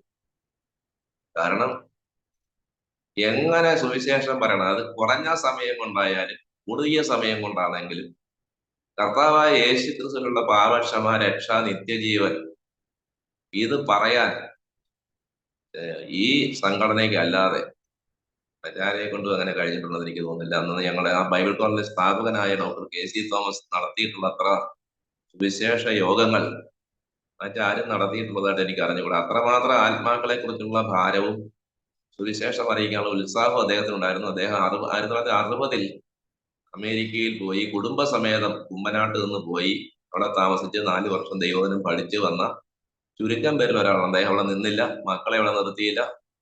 അദ്ദേഹം ഇവിടെ വന്നു ചാത്തന്നൂര് പോയി താമസിച്ച് വളരെ ലളിതമായി ജീവിച്ച ഒരാളാണ്. യാതൊരു ആഡംബരമില്ല, വളരെ ലളിതമായി. അദ്ദേഹം ഒരു സംസാരത്തിനിടെ ഇംഗ്ലീഷ് വാക്ക് പറഞ്ഞ് ഞങ്ങൾ കേട്ടിട്ടേ ഇല്ല, പ്രസംഗത്തിലും പറയാറില്ല. അദ്ദേഹത്തിന് വളരെ ബിരുദങ്ങളുള്ള ആളായിരുന്നു, പക്ഷേ സാധുക്കളോട് അനുകമ്പയുള്ള ആളായിരുന്നു. അങ്ങനെ എല്ലാ നിലയിലും സർവോപരി സുവിശേഷത്തിന്റെ ഒരു സാക്ഷ്യം വഹിക്കാനുള്ള വലിയ വ്യഗ്രതയും താല്പര്യവും അദ്ദേഹത്തെ ഭരിച്ചിരുന്നു. അങ്ങനെയാണ് സുവിശേഷത്തിന്റെ പേരിൽ വീട്ടിൽ നിന്നൊക്കെ ഇറക്കി വിട്ട സഹോദരന്മാരെയൊക്കെ അദ്ദേഹം കരുതുകയും അവർക്ക് വേണ്ടുന്ന കാര്യങ്ങളൊക്കെ ചെയ്തു കൊടുക്കുകയും ചെയ്തിട്ടുണ്ട്. അപ്പൊ അവിടെ പഠിക്കാൻ കഴിഞ്ഞത് എനിക്ക് വളരെ സന്തോഷമായിരുന്നു. എന്റെ ഭാഷയിൽ ഇംഗ്ലീഷൊക്കെ നേരത്തെ കുറച്ചൊക്കെ അറിയാമായിരുന്നു, വ്യാകരണം അറിയാമായിരുന്നു. എന്റെ പിതാവിന് നന്നായിട്ട് ഇംഗ്ലീഷ് അറിയാമായിരുന്നു. അപ്പോ ഇത് ഇവിടെ ചെന്ന് കഴിഞ്ഞപ്പോൾ ഇംഗ്ലീഷ് മീഡിയത്തിലേക്ക് പോയി. മലയാളം മീഡിയത്തിൽ പഠിച്ച് പ്രീ ഡിഗ്രി വരെ പഠിച്ച ഞാൻ ഇംഗ്ലീഷ് മീഡിയത്തിലേക്ക് മാറിക്കഴിഞ്ഞപ്പോൾ സ്വാഭാവികമായിട്ടും അതിന്റെ ബുദ്ധിമുട്ടുണ്ട്. പക്ഷെ പഠിക്കാനുള്ള ആഗ്രഹം ഉണ്ടായിരുന്നുകൊണ്ട് അവിടെ പഠിക്കുമ്പോൾ തന്നെ എന്റെ അധ്യാപകന്റെ പ്രസംഗം അതിരിങ്കൽ LP സ്കൂളിൽ വെച്ച് നടത്തിയ സുവിശേഷ യോഗത്തിൽ, അന്ന് ചാത്തന്നൂർ മൊബൈൽ ക്രൂസൈഡ് ടീം വന്നവർക്ക് ഫിലിം ഷോ ഉണ്ടായിരുന്നു. അവരവിടെ വന്ന് സുവിശേഷ യോഗം നടത്തിയപ്പോൾ അന്ന് എന്റെ അധ്യാപകനായ എഡിസൺ തോമസ് വേങ്ങൂര് അദ്ദേഹം അവിടെ നോഹയ്ക്ക് യഹോവയുടെ കൃപ ലഭിച്ചു എന്ന തലക്കെട്ടിൽ ഒരു പ്രസംഗം അവിടെ ചെയ്തു. അത് ഞാനാണ് പരിഭാഷപ്പെടുത്തിയത്. ഞാനവിടെ പഠിക്കുന്ന സമയത്ത് ഒരു അപൂർവമായ അനുഭവമായിരുന്നു. ഒരു അധ്യാപകർ പറഞ്ഞു, ജയ്മോഹൻ തന്നെ അത് പരിഭാഷപ്പെടുത്തിയാൽ മതി. ഞാനൊരു പരിഭാഷകനെ തിരയുകയായിരുന്നു. അപ്പോൾ അധ്യാപകൻ അങ്ങനെ പറഞ്ഞപ്പോൾ എനിക്കത് ചെയ്യാൻ കഴിയുമെന്നൊരു ആത്മവിശ്വാസം ഉണ്ടായി. ആ കാസറ്റ് ഇന്ന് ഞാൻ സൂക്ഷിച്ചു വെച്ചിട്ടുണ്ട്. 1994 ഡിസംബർ അവസാനത്തെ ആഴ്ചയിലായിരുന്നു ആ സുവിശേഷ യോഗം. LP സ്കൂൾ നിറഞ്ഞു കവിഞ്ഞുള്ള ആളുകൾ അന്ന് അവിടെ പ്രസംഗം കേൾക്കാനുണ്ടായിരുന്നു. അന്നും ആളുകൾ രക്ഷിക്കപ്പെട്ടു എന്നാണ് ഞാൻ കരുതുന്നത്. അപ്പോൾ ഇങ്ങനെ പിന്നെ പലരുടെയും വിദേശികളുടെയും സ്വദേശികളുടെയും ഉൾപ്പെടെയുള്ള ധാരാളം ആളുകളുടെ പ്രസംഗങ്ങൾ പരിഭാഷപ്പെടുത്താൻ കഴിഞ്ഞിട്ടുണ്ട്. അത് പുസ്തക പരിഭാഷയിലേക്ക് മാറി. ഡെയ്സ് ബൈബിളിലെ അതിന്റെ മലയാളം പരിഭാഷ വന്നപ്പോൾ എഹെസ്കേൽ പ്രവചനം, ഫിലിപ്പി ലേഖനം, കൊലോസ് ലേഖനം, ഈ 3 പുസ്തകങ്ങളുടെ കുറിപ്പുകൾ, നോട്ട്സ് ഞാനാണ് പരിഭാഷപ്പെടുത്തി കൊടുത്തത്. അപ്പോൾ അങ്ങനെയുള്ള ഇവിടെ ഞാൻ കാണിക്കാത്ത പല പുസ്തകങ്ങളും പരിഭാഷപ്പെടുത്താൻ കഴിഞ്ഞിട്ടുണ്ട്. അപ്പൊ അതൊരു ചാത്തന്നൂർ ബാപ്റ്റിസ്റ്റ് ബൈബിൾ കോളേജിൽ പഠിച്ചതിന്റെ ഒരു മെച്ചമാണെന്ന് എനിക്ക് മനസ്സിലാക്കാൻ കഴിഞ്ഞിട്ടുണ്ട്. അല്ലാതെ അത് ശരിയാണ്, അത് എവിടെയും പറയാം. ദൈവവചനം വളരെ കൃത്യമായിട്ട് അവർ പഠിപ്പിച്ചിരുന്നു. അപ്പൊ അതുകൊണ്ട് എവിടെ പോയാലും കർത്താവിന്റെ ഒരു സാക്ഷിയായി നിലകൊള്ളണമെന്നുള്ള ആഗ്രഹമാണ്. അങ്ങനെ 98 ഞാൻ വിവാഹിതനാകുന്നത്. തൃശ്ശൂരുള്ള ഒരു സുവിശേഷകനായ കെ എ മാത്യു മേഴ്സി മാത്യു ദമ്പതിമാരുടെ മൂത്ത മകളെയാണ് വിവാഹം കഴിച്ചിരിക്കുന്നത്. ഞങ്ങൾ ഒരുമിച്ച് ഇവിടെ കഴിയുന്നത്ര സ്ഥലങ്ങളിലൊക്കെ പോയി. ഇപ്പോൾ കൂടുതലും പരസ്യയോഗങ്ങളിലാണ് ഏർപ്പെടുന്നത്. ഇപ്പൊ പരസ്യയോഗത്തിന്റെ ഒരു കാലമായിട്ട് തോന്നുന്നുണ്ട്. ഈ കോവിഡിന്റെ സമയം വന്നു കഴിഞ്ഞപ്പോൾ ആളുകൾ പരസ്യയോഗത്തിലേക്ക് കൂടുതൽ ശ്രദ്ധ ചെലുത്തി. അത് നല്ല കാര്യമാണ്. കൺവെൻഷനും മറ്റ് യോഗങ്ങൾക്കും വരാത്ത ആളുകൾ നാൽക്കവലകളിൽ, തെരുവിലൊക്കെ കാണാം. ഒരുപാട് പേര് കേട്ടില്ലെങ്കിലും, എല്ലാവരും കേട്ടില്ലെങ്കിലും ചിലരൊക്കെ അത് ശ്രദ്ധിക്കും. കഴിഞ്ഞിടയ്ക്ക് ഒരാള് ആത്മഹത്യക്ക് വേണ്ടി ഒരുങ്ങിപ്പോയി. അയാൾ തിരുനക്കര മൈതാനത്തൂടെ ബസ്സിൽ പോകുന്ന സമയത്ത് അവിടെ നിന്ന് പ്രസംഗിച്ച ഒരു ദൈവദാസന്റെ ഏതാനും സെക്കൻഡുകൾ കൊണ്ട് ബസ് അതിലേ പോകും. ആ സമയത്ത് കേട്ട 2-3 വാചകങ്ങൾ ആ മനുഷ്യന്റെ രക്ഷയ്ക്കാ പര്യാപ്തമായിരുന്നു എന്ന് പിന്നെ മനസ്സിലാക്കാൻ കഴിഞ്ഞു. അപ്പോൾ ഒരു ശുശ്രൂഷയും മറ്റൊന്നിനേക്കാൾ ശ്രേഷ്ഠമായതോ അല്ലെങ്കിൽ നിലവാരം കുറഞ്ഞതോ എന്ന് പരിഗണിക്കേണ്ടതില്ല. ഞാൻ ചെയ്യുന്ന ശുശ്രൂഷയല്ല മറ്റൊരാൾ ചെയ്യുന്നത് കൊണ്ട് അതിനെ ഇകഴ്ത്തി പറയേണ്ടതുമില്ല. ഉത്തരേന്ത്യയിൽ സുവിശേഷം അറിയിക്കാൻ വിളി ലഭിച്ചവർ അവിടെ പോയി പ്രവർത്തിക്കുമ്പോൾ കോഴഞ്ചേരിയിൽ പ്രസംഗിക്കുന്നവരെയും കുറ്റം പറയേണ്ടതില്ല. ഓരോരുത്തർക്ക് ലഭിച്ച കാഴ്ചപ്പാടും ഒക്കെ അനുസരിച്ച് അവരവർ ചെയ്യട്ടെ. ഒരു ശുശ്രൂഷയും മറ്റൊന്നിനേക്കാൾ കുറഞ്ഞതോ കൂടുതലോ ഒന്നുമല്ല. അതുകൊണ്ട് ഓരോരുത്തർക്ക് ലഭിച്ച വരം, കൃപാവരങ്ങൾ അല്ലെങ്കിൽ താലന്തുകൾ അത് എങ്ങനെ വിനിയോഗിക്കണം എന്ന് അവരവർക്ക് ദൈവം ഒരു കാഴ്ചപ്പാട് കൊടുത്തിട്ടുണ്ടെന്നാണ് തിരുവഴുത്തിലൂടെ മനസ്സിലാക്കാൻ കഴിയുന്നത്. അവർക്ക് ലഭിച്ച ദർശനവും ഒക്കെ അനുസരിച്ച് അവർ പ്രവർത്തിക്കട്ടെ. ഇന്ന് കൺവെൻഷൻ പ്രസംഗകർക്കാണ് ഏറ്റവും കൂടുതൽ സ്വീകാര്യത ഉള്ളത്. പക്ഷേ ആളാം പ്രതി വേല ചെയ്ത് ധാരാളം ആത്മാക്കളെ നേടിയ, കഴിഞ്ഞ ദിവസം ഒരു സഹോദരനെ കണ്ട് 200-ലധികം പേര് അദ്ദേഹം സുവിശേഷം പറഞ്ഞ് രക്ഷിക്കപ്പെട്ടിട്ടുണ്ട്. അദ്ദേഹം ഒരു കൺവെൻഷനിലും പ്രസംഗിച്ചിട്ടില്ല. അദ്ദേഹം ഒരു പ്രസംഗകനായി പേരെടുത്തിട്ടുമില്ല. എന്റെ ഭാര്യാപിതാവ് സുവിശേഷം പറഞ്ഞ് ആളുകൾ രക്ഷിക്കപ്പെട്ടിട്ടുണ്ട്. അദ്ദേഹം ഒരു പ്രബോധനം പോലും ഒരിക്കലും പറഞ്ഞ് ഞാൻ കേട്ടിട്ടില്ല. അപ്പോൾ ഓരോരുത്തർ, ഇപ്പൊ ഞാൻ തന്നെ അദ്ദേഹം രക്ഷിക്കപ്പെടാൻ കാരണം നിർമ്മല പീറ്ററിന്റെ പാട്ട് കേട്ടാണ്. നിർമ്മല പീറ്റർ പാട്ട് കേട്ട് അദ്ദേഹം ആത്മഹത്യക്ക് വേണ്ടി ഒരുങ്ങിയ ആളാണ്. ആത്മഹത്യക്ക് വേണ്ടി ഒരുങ്ങി ആത്മഹത്യ ചെയ്യാൻ തീരുമാനിച്ചപ്പോൾ യാദൃച്ഛികമായിട്ട് തൃശ്ശൂർ ടൗണിൽ നടുക്കുള്ള റൗണ്ട്, തൃശ്ശൂർ കണ്ടിട്ടുള്ളവർക്കറിയാം, അവിടെ ഒരു റൗണ്ടിലാണ് റോഡ് ഉണ്ടാക്കിയിരിക്കുന്നത്. ആ റൗണ്ട് കേന്ദ്രീകരിച്ചാണ് എല്ലാ കടകളും റോഡുകളൊക്കെ അതിൽ നിന്ന് പോയിരിക്കുന്നത്. അപ്പൊ അവിടെ ഒരു യോഗം നടക്കുകയാണ്. അദ്ദേഹം ഒരു നിരീശ്വരവാദിയായി അല്ലെങ്കിൽ ഭൗതികവാദിയായി പള്ളിയിലൊന്നും പോകാതെ ജീവിച്ച ഒരു മനുഷ്യൻ, ഒരു സന്മാർഗിയായ മനുഷ്യൻ, ഒരു പാർട്ടിയുടെ പ്രവർത്തകനായിരുന്നു. അങ്ങനെ അദ്ദേഹം ഈ ആത്മഹത്യക്ക് വേണ്ടി ഒരുങ്ങി ഭാര്യയും മക്കളെയും വിഷം കൊടുത്തു കൊന്ന് ഞാനും മരിക്കാം, ഈ രോഗം കാരണം അദ്ദേഹത്തിന് അൾസർ ഉണ്ടായിരുന്നു. അൾസർ കൂടി മരുന്ന് കഴിച്ച് അദ്ദേഹത്തിന്റെ പല്ലൊക്കെ പൊഴിഞ്ഞു പോയി, തുപ്പുമ്പോൾ ചോര കലർന്നു പോകാൻ തുടങ്ങി. അങ്ങനെ ആകെ നിരാശനായി മരിക്കാൻ തീരുമാനിച്ചു വന്നയാൾ യേശുവില്ലാത്ത ജീവിത പട ഇരമ്പ് വാഴിയിൽ മുങ്ങുവെന്ന പാട്ട് കേട്ടപ്പോൾ അദ്ദേഹത്തിന് പാട്ട് ഇഷ്ടമായിരുന്നു. വയലാറിന്റെ രചനയും ദേവരാജന്റെ സംഗീതവുമാണെങ്കിൽ ആ പാട്ട് അദ്ദേഹം കേൾക്കുകയും സിനിമ കാണുകയൊക്കെ ചെയ്യാൻ താല്പര്യപ്പെട്ടിരുന്നയാളാണ്.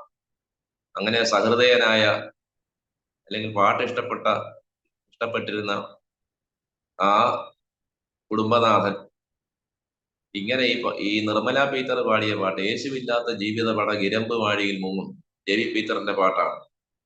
അത് കേട്ടുകൊണ്ട് അവിടെ ചെല്ലുകയും അവിടെ ഇരിക്കുകയും തുടർന്ന് പ്രസംഗിക്കാൻ വന്ന KP യോഹന്നാൻ എന്ന ദൈവദാസൻ, അദ്ദേഹം കർത്താവായ യേശു ക്രിസ്തുവിന്റെ സുവിശേഷം പറയുകയും നിങ്ങൾ രോഗികളാണെങ്കിൽ രോഗമുള്ള സ്ഥലത്ത് കൈവയ്ക്കുക, വിശ്വാസത്തോടെ പ്രാർത്ഥിക്കാം, കർത്താവ് സൗഖ്യമാക്കുമെന്ന് പറയുകയും ഒന്നും അറിയാത്ത, ബൈബിൾ അറിയാത്ത ഈ എന്റെ ഭാര്യാപിതാവ് വൈറ്റത്ത് കൈവച്ച് പ്രാർത്ഥിക്കുകയും തൽക്ഷണം അദ്ദേഹത്തിന് അത്ഭുതകരമായ സൗഖ്യം ലഭിക്കുകയും ചെയ്തു. പിന്നെ ഇന്ന് വരെ അദ്ദേഹത്തിന് ആ രോഗം ഉണ്ടായിട്ടില്ല. അങ്ങനെ അദ്ദേഹം അത് മാത്രമല്ല, അതിനേക്കാൾ ഉപരി കർത്താവായ യേശു ക്രിസ്തുവിനെ രക്ഷകനായി സ്വീകരിച്ചു. രോഗശാന്തി അല്ല വലിയ കാര്യം. രോഗശാന്തി വന്നു കഴിഞ്ഞാൽ പിന്നെയും ചിലപ്പോൾ രോഗം വന്നെന്ന് വരാം, വന്നില്ലെന്ന് വരാം. കർത്താവായ യേശു ക്രിസ്തു സൗഖ്യമാക്കിയ ആളുകൾ എല്ലാവരും തന്നെ കർത്താവിൽ വിശ്വസിച്ചവരാണെന്ന് നമുക്ക് പറയാൻ പറ്റുകയില്ല. ചില അപ്പം തിന്ന് തൃപ്തരായവരൊക്കെ കർത്താവിനെ പിരിഞ്ഞു പോയി. അതാണ് കർത്താവ് ചോദിച്ചത്, നിങ്ങൾക്ക് പോകുവാൻ മനസ്സുണ്ടോ? കഠിനമായ കാര്യങ്ങൾ, ഗൗരവമായ കാര്യങ്ങളൊക്കെ പറഞ്ഞപ്പോൾ ഗൗരവത്തോട് അവരൊക്കെ അത് തിരസ്കരിച്ചു പോയി ആളുകൾ. അപ്പോൾ കർത്താവ് ചോദിക്കുകയാണ്, നിങ്ങൾക്കും പോകുവാൻ മനസ്സുണ്ടോ? ഉടനെ പത്രോസ് പറഞ്ഞു, ഞങ്ങൾ ഇവിടെ പോകാനുള്ള നിത്യജീവന്റെ മൊഴികൾ നിന്റെ പക്കലേ ഉള്ളൂ. ഏറ്റവും പ്രധാനപ്പെട്ട കാര്യമാണ് നിത്യജീവൻ പ്രാപിക്കുക എന്നുള്ളത്, രോഗശാന്തി അല്ല. കർത്താവ് രോഗശാന്തി തന്നാലും തന്നില്ലെങ്കിലും എബ്രായ ബാലന്മാർ പറഞ്ഞതുപോലെ ഞങ്ങൾ സേവിക്കുന്ന ദൈവം ഞങ്ങളെ രാജാവിന്റെ കയ്യിൽ നിന്ന് എരിയുന്ന തീച്ചുളയിൽ നിന്നും വിടിവിക്കാൻ ശക്തനാണ്. ഈ വിടിവിച്ചില്ലെങ്കിൽ പോലും ഞങ്ങൾ ഈ രാജാവ് നിർത്തിയ വിഗ്രഹത്തെ, പ്രതിമയെ നമസ്കരിക്കുകയില്ല.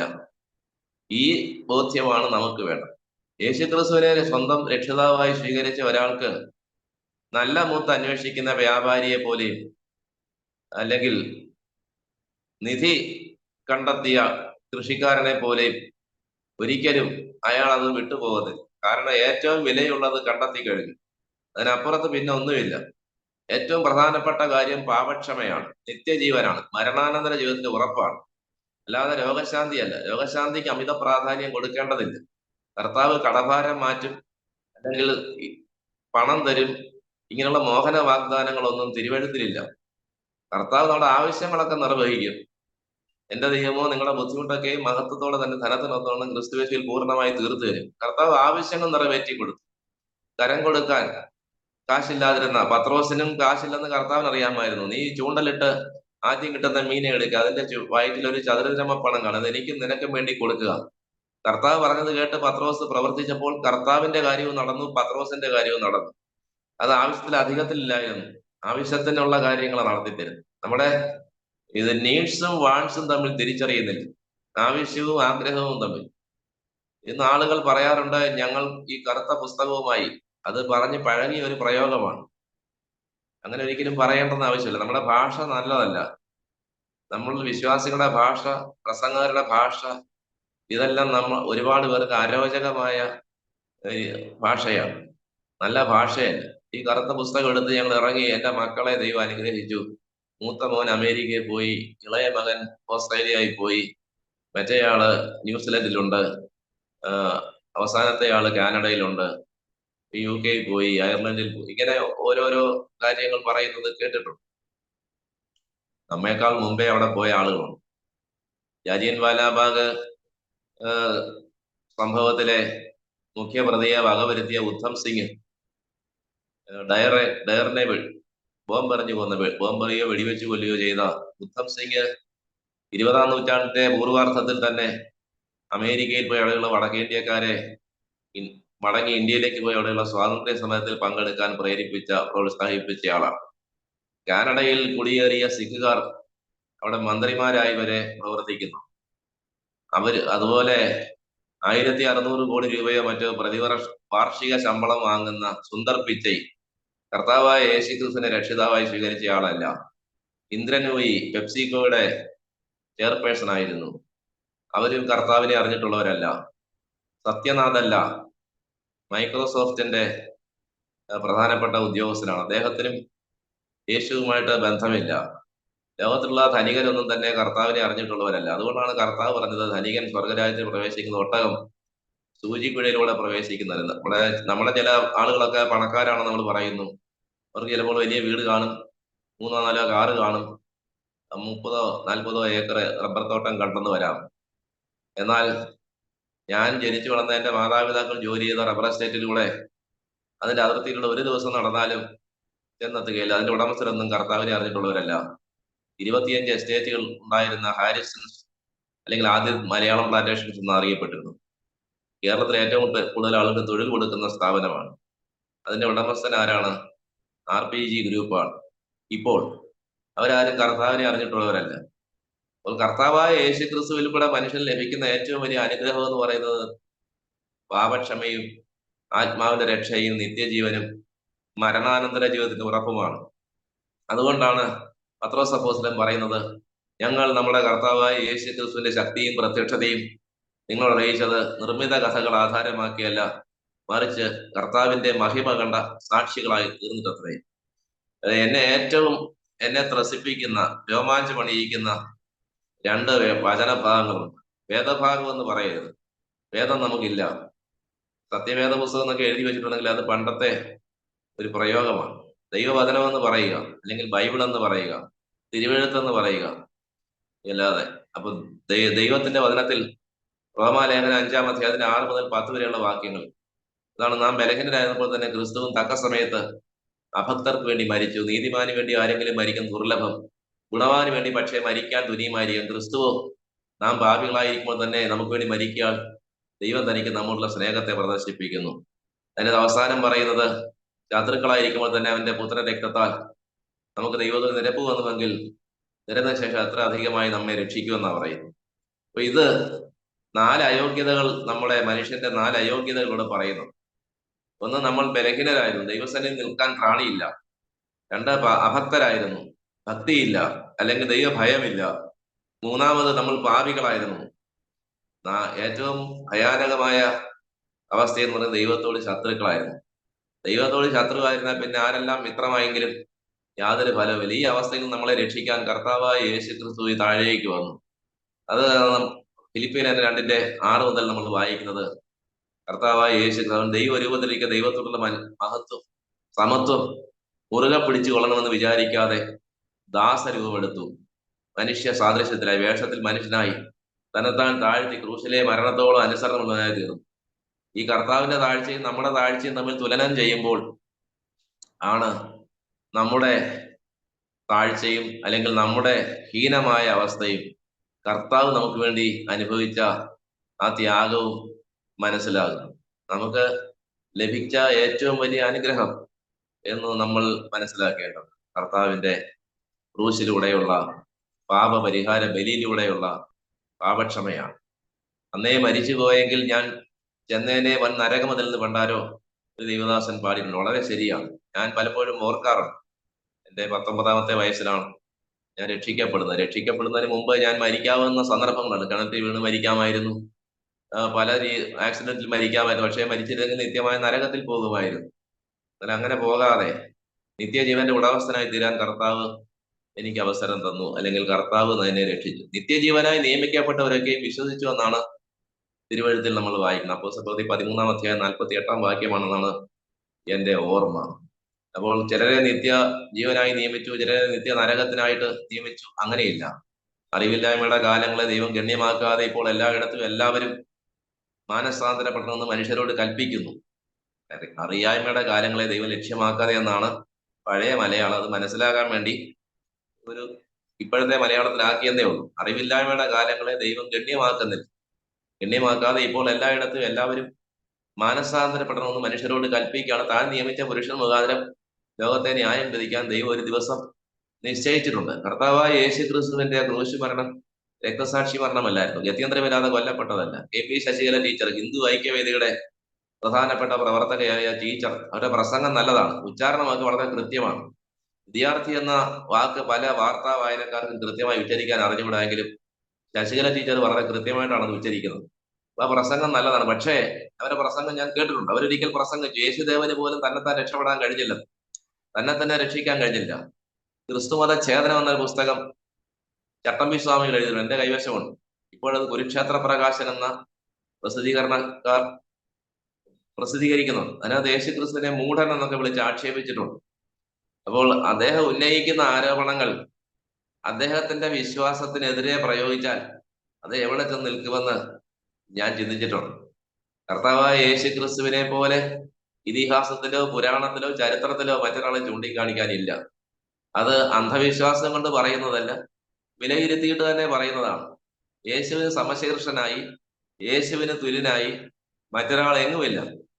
അത് ശ്രീകുമാരൻ തമ്പി എന്ന ഗാനരചയിതാവ്, അദ്ദേഹം ഒരു എഞ്ചിനീയറും കൂടെയാണ്, അധ്യാപകനാണ്, സിനിമാ നിർമ്മാതാവാണ്, സിനിമാ സംവിധായകനാണ്, പല രംഗങ്ങളിൽ പ്രതിഭ തെളിയിച്ച ബഹുമുഖ പ്രതിഭനാണ്. അപ്പൊ അദ്ദേഹം പറഞ്ഞതാണ്, കർത്താവായ യേശു ക്രിസ്തുവിനെ പോലെ ഒരു ഗുരുവിനെ അതിന് മുമ്പോ പിമ്പോ കണ്ടിട്ടില്ല.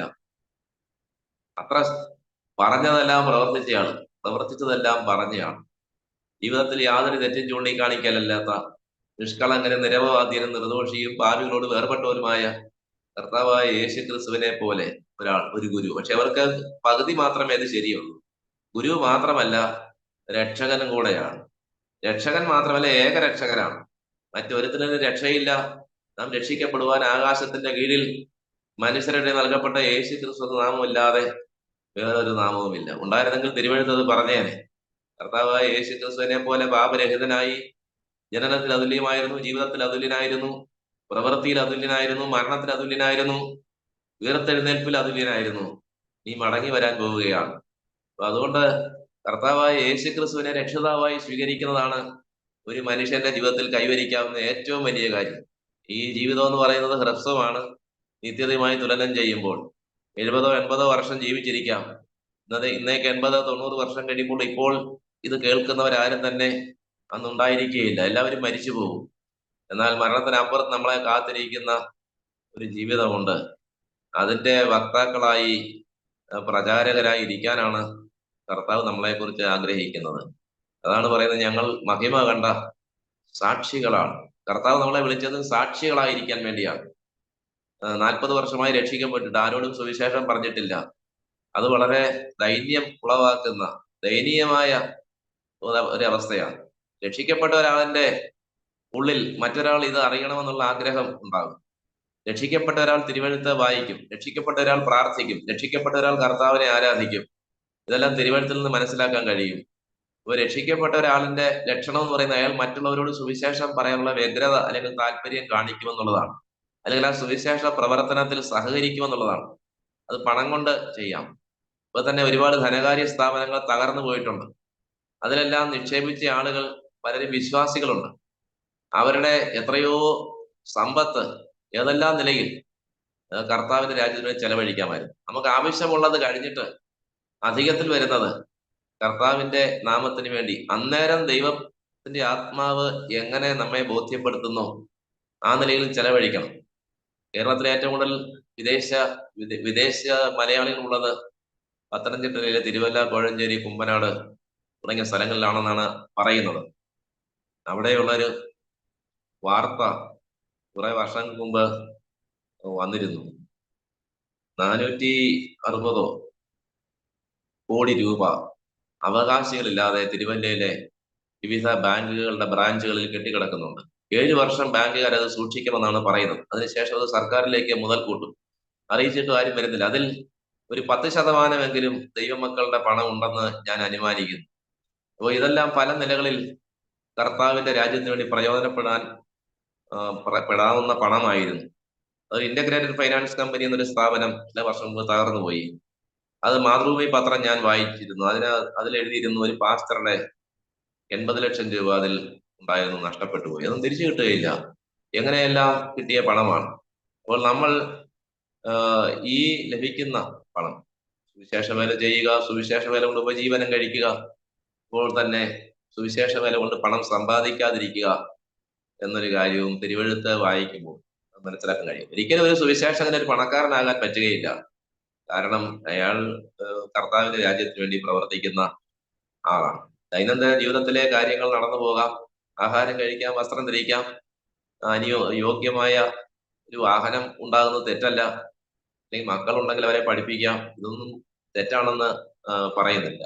പാർപ്പിടം മനുഷ്യന് ആവശ്യമാണ്, അതുണ്ടാക്കാം. പക്ഷെ ഇതിനെല്ലാം നമുക്ക് വിവേചന ബുദ്ധി, ദൈവത്തിന്റെ ആത്മാവ് നമ്മളെ, കർത്താവ് സകലത്തിൽ നിനക്ക് ബുദ്ധി നൽകുമല്ലോ എന്ന് തിമോത്തിയോസിനോട് പറയുന്നത് പോലെ ഈ കാര്യത്തിലും കർത്താവിന്റെ ആത്മാവിന്റെ നടത്തിപ്പ് അല്ലെങ്കിൽ നിയോഗം നമുക്ക് ഉണ്ടായിരിക്കണമെന്ന് ഞാൻ ഈ സാന്ദർഭികമായിട്ട് പറഞ്ഞെന്ന് മാത്രമേ ഉള്ളൂ, അത് പറയാൻ ഉദ്ദേശിച്ചതല്ല. കർത്താവായ യേശുക്രിസ്തുവിന്റെ സാക്ഷികളായി നിങ്ങൾ എന്റെ സാക്ഷികളാകും. നിങ്ങൾ പരിശുദ്ധാത്മാവിനെ നിങ്ങളുടെ മേൽ പകരും. പരിശുദ്ധാത്മാവ് വന്നു കഴിയുമ്പോൾ അവൻ നിങ്ങളെ സകല സത്യത്തിലും വഴി നടത്തും.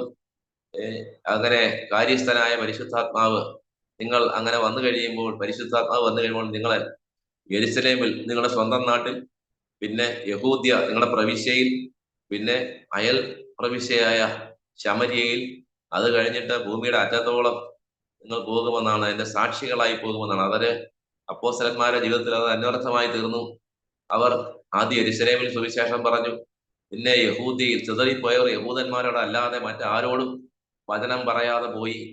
അവസാനം പത്രോസിനോട് പറഞ്ഞതുപോലെ, നീ ദൈവരാജ്യത്തിന്റെ സ്വർഗരാജ്യത്തിന്റെ താക്കോൽ നിനക്ക് തരുന്നു. പത്രോസ് ആ താക്കോൽ ഉപയോഗിച്ച് തുറന്ന പെന്തക്കോസ് നാളിൽ പ്രസംഗിച്ച് 3000 പേര് ദൈവരാജ്യത്തിലേക്ക് കയറി. പിന്നെ വിജാതീയനായ കൊർന്നല്യോസിന്റെ വീട്ടിലാണ് അടുത്ത പ്രവർത്തനം നടക്കുന്നത്. അതുവരെ യഹൂദന്മാരോട് മാത്രമായിരുന്നു സുവിശേഷം പറഞ്ഞത്. യഹൂദന്മാരെ മാത്രമല്ല, കർത്താവായ യേശുക്രിസ്തു സകലർക്കും വേണ്ടി ക്രൂശിൽ മരിച്ചു. അതിൽ യഹൂദനെന്നില്ല, യവനെന്നില്ല, ദാസനെന്നില്ല, സ്വതന്ത്രനെന്നില്ല, ബർബരനെന്നില്ല, അല്ലെങ്കിൽ ബാർബേറിയൻസ്, കിരാതന്മാരായ ആളുകളെന്നില്ല. അങ്ങനെ ശകൻ, അത് കരിങ്കടലിന് സമീപത്ത് ജീവിച്ചിരുന്ന കിരാതന്മാരായ ക്രൂരന്മാരായ ഒരു കൂട്ടമാണ് ശകൻ എന്ന് പറയുന്നത്. അത് ഹെറോഡോട്ടസിന്റെ ചരിത്ര പുസ്തകത്തിൽ അവരെ കുറിച്ച് പരാമർശിച്ചിട്ടുണ്ട്. വളരെ ക്രൂരന്മാരായ ആളുകൾ, മനുഷ്യനെ കൊന്നിട്ട് തലവെട്ടിയെടുത്ത് തലയോട്ടിയിലെ തൊലി കൈലേസായിട്ട് കർച്ചീഫായിട്ട് ഉപയോഗിച്ചിരുന്നു എന്നാണ് ആ പുസ്തകത്തിൽ അവരെ കുറിച്ച് എഴുതിയിരിക്കുന്നത്. അത്രമാത്രം ക്രൂരന്മാരായ ആളുകളെയും രക്ഷിക്കാൻ കർത്താവായ യേശുക്രിസ്തുവിന്റെ രക്തം പര്യാപ്തമാണ്, അല്ലെങ്കിൽ മതിയായതാണ്. യേശുവിന്റെ രക്തം സകല പാപവും പോക്കി നമ്മെ ശുദ്ധീകരിക്കുന്നു. അപ്പോൾ എൻ്റെ കാര്യങ്ങൾ ഇത്രയും നേരം ശ്രദ്ധിച്ചതിൽ എനിക്ക് അതിയായ സന്തോഷമുണ്ട്. എനിക്ക് ഒരു വിപുലമായ സാക്ഷ്യം പറയാനില്ല. എനിക്ക് പല രോഗങ്ങൾ, ബുദ്ധിമുട്ടുകളൊക്കെ വന്നിട്ടുണ്ട്. പല ആശുപത്രികളിൽ ഞാൻ കഴിഞ്ഞിട്ടുണ്ട്. പല അപകടങ്ങളിൽ നിന്ന് ദൈവം എന്നെ രക്ഷിച്ചിട്ടുണ്ട്. എന്നാൽ ഇപ്പോഴും എന്നെ നിർത്തിയിരിക്കുന്നത്, അല്ലെങ്കിൽ ആയുസ് നീട്ടി തന്നിരിക്കുന്നത്, യേശുക്രിസ്തുവിന്റെ ഒരു സാക്ഷിയായി നിലകൊള്ളുക എന്നുള്ളതാണ്. ഇപ്പോൾ ചെയ്യുന്നതിനേക്കാൾ കൂടുതലായിട്ടുള്ള കാര്യങ്ങൾ ചെയ്യാനാണെന്ന് എനിക്കറിയാം. ഇപ്പോൾ ചെയ്യുന്ന കാര്യങ്ങൾ ഒന്നുമല്ല, അല്ലെങ്കിൽ സാധാരണമായ കാര്യങ്ങളാണ്. ഇതിനേക്കാൾ ഉപരിയായി ചില കാര്യങ്ങൾ. എനിക്ക് പാട്ട് പാടാൻ ഒരു കഴിവുണ്ട്. പാട്ട് അതുകൊണ്ടാണ് ഞാൻ പാട്ട് കേൾക്കാൻ പോയത്. ഞാൻ നേരത്തെ പറഞ്ഞല്ലോ, പാട്ടിൽ കുറെ 1-2 കാസറ്റുകളിലൊക്കെ പാടിയിട്ടുണ്ട്. കഴിഞ്ഞ ദിവസവും പരസ്യങ്ങളിൽ പാട്ട് പാടാറുണ്ട്, മൈനസ് ട്രാക്കിന്റെ അകമ്പടിയോടെ. അപ്പോൾ ഇങ്ങനെ പല നിലകളിൽ പാട്ടിലൂടെ, വരയിലൂടെ, എഴുത്തിലൂടെ, പ്രസംഗത്തിലൂടെയൊക്കെ യേശുക്രിസ്തുവിന്റെ സാക്ഷ്യം വഹിക്കുകയാണ്. ഇപ്പോൾ ഒരു പുസ്തകത്തിന്റെ പരിഭാഷ തുടങ്ങി വെച്ചിട്ടുണ്ട്. ജോസിഫസിന്റെ മുഴുവൻ കൃതികളാണ് അത് പരിഭാഷപ്പെടുത്തുന്നത്. ജോസിഫസ് എന്ന് പറയുന്നെങ്കിലും പ്രസംഗകർ പറയുന്നെങ്കിൽ ഈ പുസ്തകം പലരും കണ്ടിട്ടില്ല, അല്ലെങ്കിൽ ആരെങ്കിലും ഉദ്ധരിച്ച കാര്യങ്ങൾ ഇവരെടുത്ത് പറയുന്നു എന്ന് മാത്രമേ ഉള്ളൂ. അതുകൊണ്ട് എന്നാൽ ഈ പുസ്തകം മലയാളത്തിൽ മലയാളികളെ കയ്യിലെത്തിക്കാൻ കഴിഞ്ഞാൽ ഒന്ന് കൊള്ളാമെന്ന് തോന്നിയിട്ട് ജോസിഫസിന്റെ മുഴുവൻ കൃതികളുടെയും പരിഭാഷ തുടങ്ങിക്കഴിഞ്ഞു. അത് കർത്താവ് അനുവദിച്ചാൽ ഈ വർഷം ഒടുവിലേക്ക് അത് പ്രസിദ്ധീകരിക്കാം എന്നാണ് വിചാരിക്കുന്നത്. അതിനുവേണ്ടിയും മാന്യ പ്രേക്ഷകർ പ്രാർത്ഥിക്കണം എന്ന് അറിയിക്കുന്നു. കർത്താവ് എന്നെ കുറിച്ച് ആഗ്രഹിക്കുന്ന എന്ത് കാര്യവും, എന്താണോ ആഗ്രഹിക്കുന്നത് അത് നിറവേറട്ടെ. അതിനുവേണ്ടി എന്നെ ഞാൻ വിധേയപ്പെടുത്തുന്നു, അല്ലെങ്കിൽ സമർപ്പിക്കുന്നു. ഇത്രയും നേരം എന്നെ ശ്രദ്ധിച്ച മാന്യ പ്രേക്ഷകർക്കുള്ള നന്ദിയും ഞാൻ പ്രകാശിപ്പിക്കുകയാണ്. ഇതിന്റെ ഹോസ്റ്റായിട്ട് പ്രവർത്തിച്ച പാസ്റ്റർ ഡാനിയൽ ജോൺ, അദ്ദേഹം ഇതിന് വളരെ താല്പര്യം കാണിച്ചു. ഒരു തവണ ഇതിന്റെ തീയതി പറഞ്ഞത് മാറിപ്പോയി, അതിന് ഖേദമുണ്ട്. ആദ്യമായിട്ടാണ് ഇങ്ങനെ ഒരു സംരംഭത്തിൽ ഇടപെടുന്നത്. ഇത്രയും നേരം ശ്രദ്ധിച്ചത് ഒരിക്കൽ കൂടി നന്ദി പറയുന്നു. ദൈവം എല്ലാവരെയും അനുഗ്രഹിക്കണം. ആമേൻ, ആമേൻ, ആമേൻ. കർത്താവിന്റെ ദാസൻ ജയമോഹൻ അതിരിങ്കൽ അവറുകളുടെ ആ നല്ല ഇൻസ്പിറേഷൻ ആയിട്ടുള്ള ആ ഒരു ഗൈഡ് ലൈൻസ് പ്രേക്ഷകരുമായിട്ട് പങ്കുവയ്ക്കുവാനിടയായി തീർന്നതിൽ വളരെ സന്തോഷമുണ്ട്. ഞാൻ കേട്ടുകൊണ്ടിരിക്കുകയായിരുന്നു. എനിക്ക് വളരെ ഇഷ്ടപ്പെട്ടു. വളരെ നല്ല അനുഗ്രഹിക്കപ്പെട്ട നിർദ്ദേശങ്ങൾ ദേവദാസൻ പറയുകയുണ്ടായി. അപ്പോൾ തന്നെ ഒരു കാര്യം ഞാൻ ചോദിച്ചു കൊള്ളട്ടെ. ദേവദാസനെ ഇന്ന് ക്രൈസ്തവ ലോകത്ത് മാത്രമല്ല, മറ്റ് ഇതര ജനവിഭാഗങ്ങളിടയിലും അറിയപ്പെടുന്നത് കാർട്ടൂണിസ്റ്റ് ജയമോഹൻ അതിരിങ്കൽ എന്നാണ്. എങ്ങനെയാണ് ഈ കാർട്ടൂൺ മേഖലയുമായിട്ട് ബന്ധപ്പെട്ട് കർത്താവിന്റെ ദാസന് കടന്നു വരുവാനിടയായി തീർന്ന സാഹചര്യം എങ്ങനെയാണ്? അതിനെക്കുറിച്ച് ചില വാക്കുകളൊന്ന് പറയാമോ പ്രേക്ഷകർക്ക് വേണ്ടിയിട്ട്? അതായത് ഈ കാർട്ടൂൺ യൂറോപ്പിൽ ആവിർഭവിച്ച ഒരു കലാരൂപമാണ്. അത് പിന്നെ ഇന്ത്യയിലേക്ക് പകർന്നതേ ഉള്ളൂ. മലയാളത്തിലെ ആദ്യത്തെ കാർട്ടൂൺ ഒരു ഗോവിന്ദപിള്ള വരച്ച മഹാക്ഷാമ ദേവതയാണ്. 100 വർഷം കഴിഞ്ഞു അത് വരച്ചിട്ട്. എന്നാൽ മലയാളത്തിലെ കാർട്ടൂണുകൾ, അല്ലെങ്കിൽ കാർട്ടൂണിസ്റ്റിന്റെ പിതാവ്, ഇന്ത്യൻ കാർട്ടൂണിസ്റ്റിന്റെ തന്നെ പിതാവ് എന്നറിയപ്പെടുന്നത് ഒരു മലയാളിയായ ശങ്കരപിള്ളയാണ്. ശങ്കർ അദ്ദേഹമാണ് മലയാളത്തിലെ പ്രഗത്ഭരായ പല കാർട്ടൂണിസ്റ്റുകളുടെയും ഗുരുനാഥൻ എന്ന് വേണമെങ്കിൽ പറയാം. യേശുദാസൻ, ഗഫൂർ, അതുപോലെ അബു എബ്രഹാം എന്ന് പറയുന്നത് യുദ്ധാനന്തര യൂറോപ്പ് കണ്ട ഏറ്റവും പ്രതിഭയുള്ള കാർട്ടൂണിസ്റ്റ് എന്നാണ് അറിയപ്പെടുന്നത്. മലയാളിയാണ്, നിരീശ്വരവാദിയായിരുന്നു. അദ്ദേഹം മരിച്ചുപോയി. യേശുദാസൻ മരിച്ചു. മലയാളത്തിലെ ഏറ്റവും ശ്രദ്ധേയനായ ജനപ്രിയ കാർട്ടൂണിസ്റ്റ് ടോംസ് ആയിരുന്നു. ടോംസ് വരയ്ക്കുന്നത് ബോബനും മോളിയും വളരെ ആകർഷകമായ, അതിനോട് കിടപിടിക്കുന്ന കാർട്ടൂൺ പിന്നെ ഉണ്ടായിട്ടില്ല. ടോംസിന്റെ പ്രതിഭ എന്ന് പറയുന്നത് വളരെ മികച്ചതായിരുന്നു. വരയും നല്ലതായിരുന്നു, അല്ലെ ഹാസ്യവും, സമൂഹത്തിലെ പുഴുക്കുത്തുകൾക്ക് നേരെ വിരൽ ചൂണ്ടുന്ന രാഷ്ട്രീയമാകട്ടെ എല്ലാത്തിലൊക്കെ വളരെ, അദ്ദേഹത്തിന് പത്മശ്രീയൊക്കെ എന്നേ കൊടുക്കേണ്ടതായിരുന്നു. സർക്കാരിന് അദ്ദേഹത്തെ അനഭിമതനായതുകൊണ്ട് അദ്ദേഹത്തെ പരിഗണിച്ചില്ല എന്നാണ് ഞാൻ മനസ്സിലാക്കുന്നത്. കാരണം അദ്ദേഹം ഈ കുട്ടിക്കാലത്ത് വീട്ടിൽ എൻ്റെ പിതാവ് വായിക്കുന്ന ആളായിരുന്നു. അപ്പൊ അദ്ദേഹം മലയാളം, ഇംഗ്ലീഷ്, തമിഴ് ഈ 3 ഭാഷകളും അനായാസം കൈകാര്യം ചെയ്യാൻ അറിയാമായിരുന്നു. അദ്ദേഹം ഈ 3 ഭാഷകളിലുള്ള പ്രസിദ്ധീകരണങ്ങൾ മറ്റുള്ള വീടുകളിൽ നിന്ന് എടുക്കുന്നതും അദ്ദേഹം വാങ്ങുന്നതും ഉണ്ടായിരുന്നു. അപ്പൊ മലയാള മനോരമ അന്ന് എന്റെ ഓർമ്മയിൽ 35 പൈസയാണ് എന്റെ വില. അത് വന്നാൽ ആദ്യം നോക്കുന്നത് ബോബനും മോളിയുമാണ്. ബോബനും മോളിയും, പിന്നെ സുകുമാരന്റെ പോസ്റ്റുകൾ എന്ന് പറഞ്ഞൊരു കാർട്ടൂണുണ്ട്. ഇതെല്ലാം അതുപോലെ ശങ്കരൻകുട്ടി എന്നൊരു കാർട്ടൂണിസ്റ്റ് ഉണ്ട്. അത് കാർട്ടൂണിസ്റ്റുമാണ്, ആർട്ടിസ്റ്റുമാണ്. ശങ്കരൻകുട്ടിയാണ് മലയാളത്തിൽ ഏറ്റവും കൂടുതൽ കവർ ഡിസൈൻ ചെയ്തിരിക്കുന്നത്. 20,000 പുസ്തകങ്ങളോളം അദ്ദേഹം 20,000-ഓളം പുസ്തകങ്ങളുടെ കവർ മുഖചിത്രം അദ്ദേഹം ഡിസൈൻ ചെയ്തിട്ടുണ്ട്. അതിന് ഇപ്പൊ ഇത് കമ്പ്യൂട്ടറൊക്കെ വരുന്നതിന് മുമ്പ്, കമ്പ്യൂട്ടർ വന്നിട്ട് പോലും അദ്ദേഹം വരച്ച ഡിസൈൻ ചെയ്ത കവറുകളുടെ നിലവാരം വളരെ ഉയർന്നതാണ്. ഇപ്പോൾ ഫേസ്ബുക്കിലും അല്ലെങ്കിൽ ഓൺലൈനിലൊക്കെ കയറി നോക്കിയാൽ അദ്ദേഹത്തിന്റെ കവർ ചിത്രങ്ങൾ കാണാൻ കഴിയും. ഈ ശങ്കരൻകുട്ടി ഇതിനകത്ത് നർമ്മവീതി എന്നൊരു പങ്ക്തി ഉണ്ടായിരുന്നു, തമാശ. വിജയൻ രവി, വേളു കൃഷ്ണൻകുട്ടിയൊക്കെ എഴുതുന്നത്, തോമസ് പാല ആനക്കുഴി പുരാണം എന്നൊക്കെ പറഞ്ഞ് എഴുതിയിരുന്ന ഇതെല്ലാം ഞാൻ വായിക്കുമായിരുന്നു. അപ്പൻ വായിച്ചു കഴിഞ്ഞാൽ ഞാനും വായിക്കും. ബാലരമ, പൂമ്പാറ്റ ഇതെല്ലാം വായിക്കുമായിരുന്നു, ധാരാളമായി വായിക്കുമായിരുന്നു. അപ്പൊ വായിക്കുമ്പോ ഈ കാർട്ടൂൺ കണ്ടത് എനിക്ക് ഇഷ്ടപ്പെട്ടത് ഞാൻ ഈ ട്രേസ് ചെയ്യുമായിരുന്നു. ട്രേസ് എന്ന് പറഞ്ഞാൽ നമ്മൾ ഈ തലയിലൊക്കെ എണ്ണ തേക്കുമ്പോ നമ്മൾ ഈ വെള്ള പേപ്പർ കടലാസ് എടുത്തിട്ട് തലയിൽ ഇങ്ങനെ തൂക്കുമ്പോൾ പേപ്പറിൽ വെച്ചാൽ ആ ചിത്രം കാണാൻ കഴിയും. അങ്ങനെയൊക്കെ വരച്ചെടുക്കുമായിരുന്നു. അങ്ങനെ ഞാൻ അറിയാതെ യാന്ത്രികമായിട്ട് ഈ കാർട്ടൂണിലോട്ട് എനിക്ക് ഒരു ഇഷ്ടം തോന്നി, ആകർഷണമായി. അങ്ങനെ വന്നു. സ്കൂളിൽ പഠിക്കുമ്പോൾ കരുണാകരനെ വരയ്ക്കും, നായനാരെ വരയ്ക്കും, ഇങ്ങനെ കൂട്ടുകാരെ കാണിക്കും. ചിലപ്പോൾ സാറുമാരും കണ്ടെന്ന് വരാം. അപ്പോൾ അവരൊക്കെ ചിരിക്കുകയൊക്കെ ചെയ്യും ഇത് കണ്ടിട്ട്. അപ്പോൾ എവിടെ ഒരു പേപ്പർ കണ്ടാലും, ഒരു നോട്ടീസ് കണ്ടാലും, കല്യാണക്കുറി കണ്ടാലും ഒഴിവുള്ള സ്ഥലത്ത് വരച്ചിടുമായിരുന്നു. കയ്യിൽ കിട്ടുന്ന പേന, അങ്ങനൊന്നും വരയ്ക്കാൻ പാടില്ലെന്ന് പിന്നെ അറിയുന്നു. എന്ന് പറഞ്ഞാൽ ബോൾ പെൻ വെച്ച് വരയ്ക്കാൻ പാടില്ല, ബോൾ പെൻ അല്ലെങ്കിൽ ഫൗണ്ടൻ പെൻ ഇതെല്ലാം വെച്ച് വരയ്ക്കുമായിരുന്നു. പിന്നാണ് കാർട്ടൂണിസ്റ്റുകൾ ഉപയോഗിക്കുന്ന വര ഉപകരണങ്ങൾ എന്താണെന്നൊക്കെ പിന്നെ ഒത്തിരി കഴിഞ്ഞാൽ മനസ്സിലാകുന്നത്. അപ്പൊ അതില് കുറെ ഈ വര എന്റെ കാർട്ടൂൺ പ്രസിദ്ധീകരിക്കാൻ തുടങ്ങി കഴിഞ്ഞപ്പോഴാണ് തിരുവല്ലയിൽ ഒരു ബുക്ക് സ്റ്റോളിൽ ഹൗ ടു ഡ്രോ കാർട്ടൂൺസ് എന്നൊരു തെലുങ്ക് കാർട്ടൂണിസ്റ്റിന്റെ ഒരു പുസ്തകം കണ്ടു. അപ്പൊ അത് ഞാൻ വാങ്ങിയപ്പോഴാണ് കാർട്ടൂണിസ്റ്റുകൾ ഉപയോഗിക്കുന്ന പേനകൾ, പ്രത്യേക മേശ, അവർ വരയ്ക്കാനുള്ള ഡ്രോയിങ് ടേബിൾ ഒക്കെ ഉണ്ട്. അത് ഉയരവും ചരിവും ഒക്കെ ക്രമീകരിക്കാൻ പറ്റുന്ന ഒരു മേശയാണ്. അതൊന്നും ഇപ്പോഴും എനിക്കില്ല.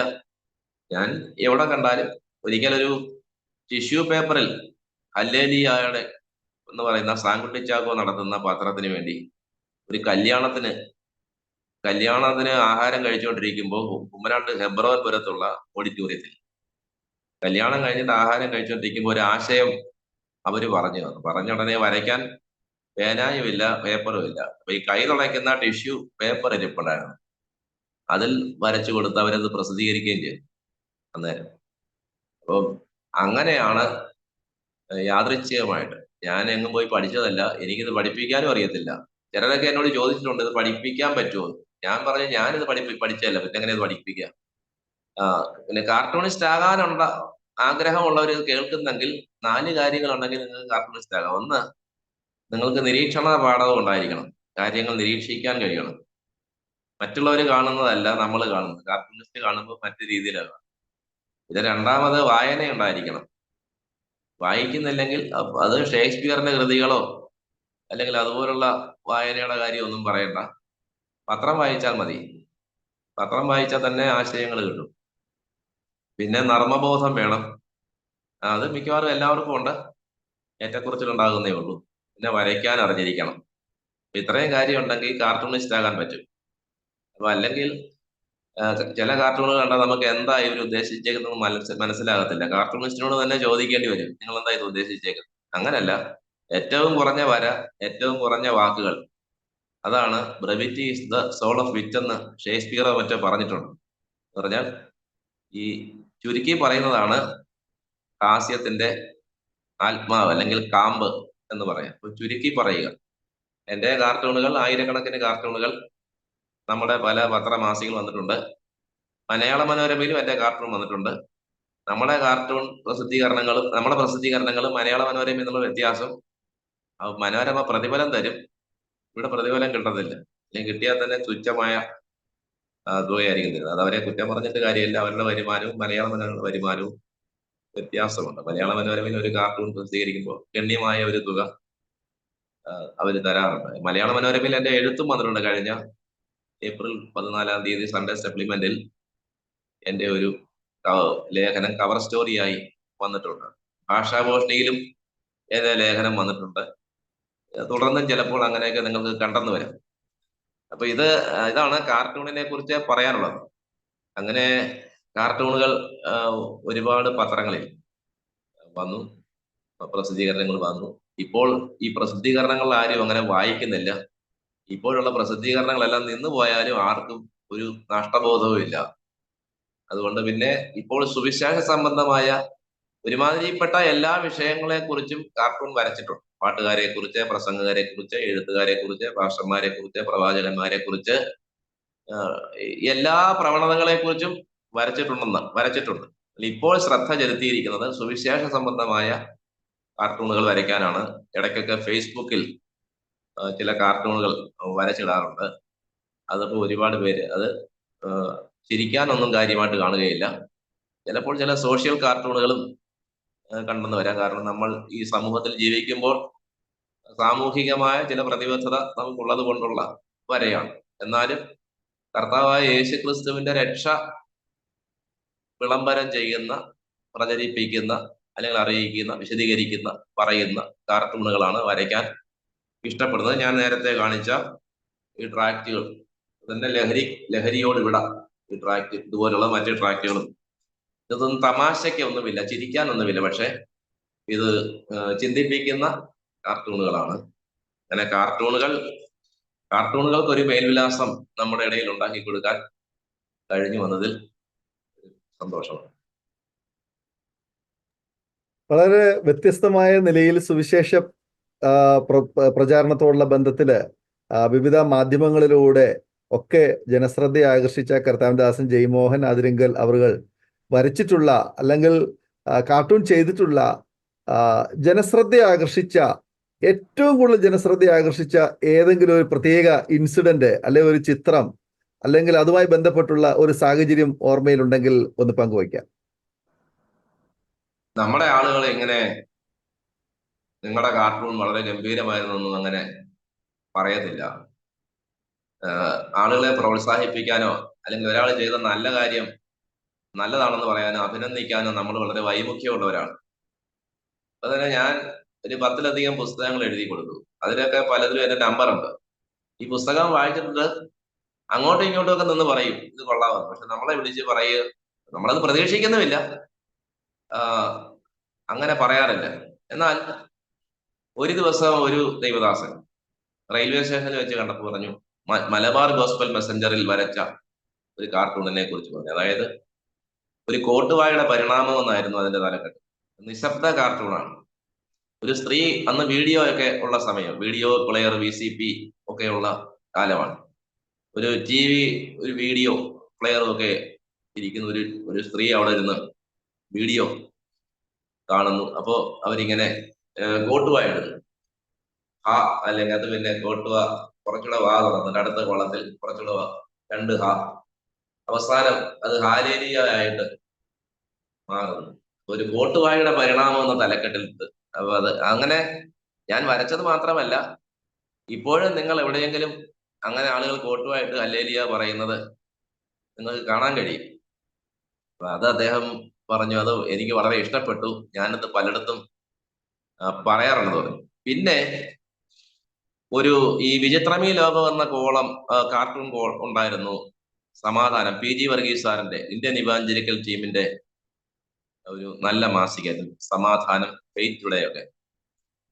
അതിന് തോംസൺ വട്ടക്കോട്ടാൽ എന്ന് പറയുന്ന ഒരു സഹോദരനായിരുന്നു, പത്തനാപുരക്കാരൻ, അതിന്റെ ചുമതല വഹിച്ചിരുന്നു. അദ്ദേഹത്തിന്റെ താല്പര്യത്തിലായിരുന്നു ഈ കാർട്ടൂൺ ഞാൻ വരച്ചത്. പേരില്ലാത്തയാളും 2 കഥാപാത്രങ്ങൾ സ്ഥിരമുണ്ട്, മറ്റുള്ളവരൊക്കെ വരും. അന്നേരം കിട്ടുന്ന എന്തെങ്കിലും കാലിക പ്രാധാന്യമുള്ള വാർത്തയെ അടിസ്ഥാനമാക്കിയാണ് ഈ കാർട്ടൂൺ വരയ്ക്കുന്നത്. അപ്പൊ അതിലെ ഒരു കാർട്ടൂൺ, ഒരു ഉപദേശി ഒരാളോട് പറയുക, സിനിമ നിർമ്മിക്കുന്ന ആളിനോട് പറയുക, നീ ഇനിയെങ്കിലും ഒന്നും സുവിശേഷ സംബന്ധമായിട്ട് എന്തെങ്കിലും ഒരു സിനിമ ഉണ്ടാക്കാൻ നോക്കെന്നും പറഞ്ഞ ആ കോളം അവസാനിക്കുന്നത്. മറ്റേത് നീ ഇങ്ങനെ മോനെ ഇങ്ങനെയൊക്കെ സിനിമ ഇറക്കിയാൽ എന്താ പ്രയോജനം, ആളുകൾ നശിച്ചു പോവല്ലേ, അങ്ങനെയൊക്കെയുള്ള കാര്യങ്ങൾ അതിൽ പറയുന്നത് 9 കോളത്തിൽ വരയ്ക്കും.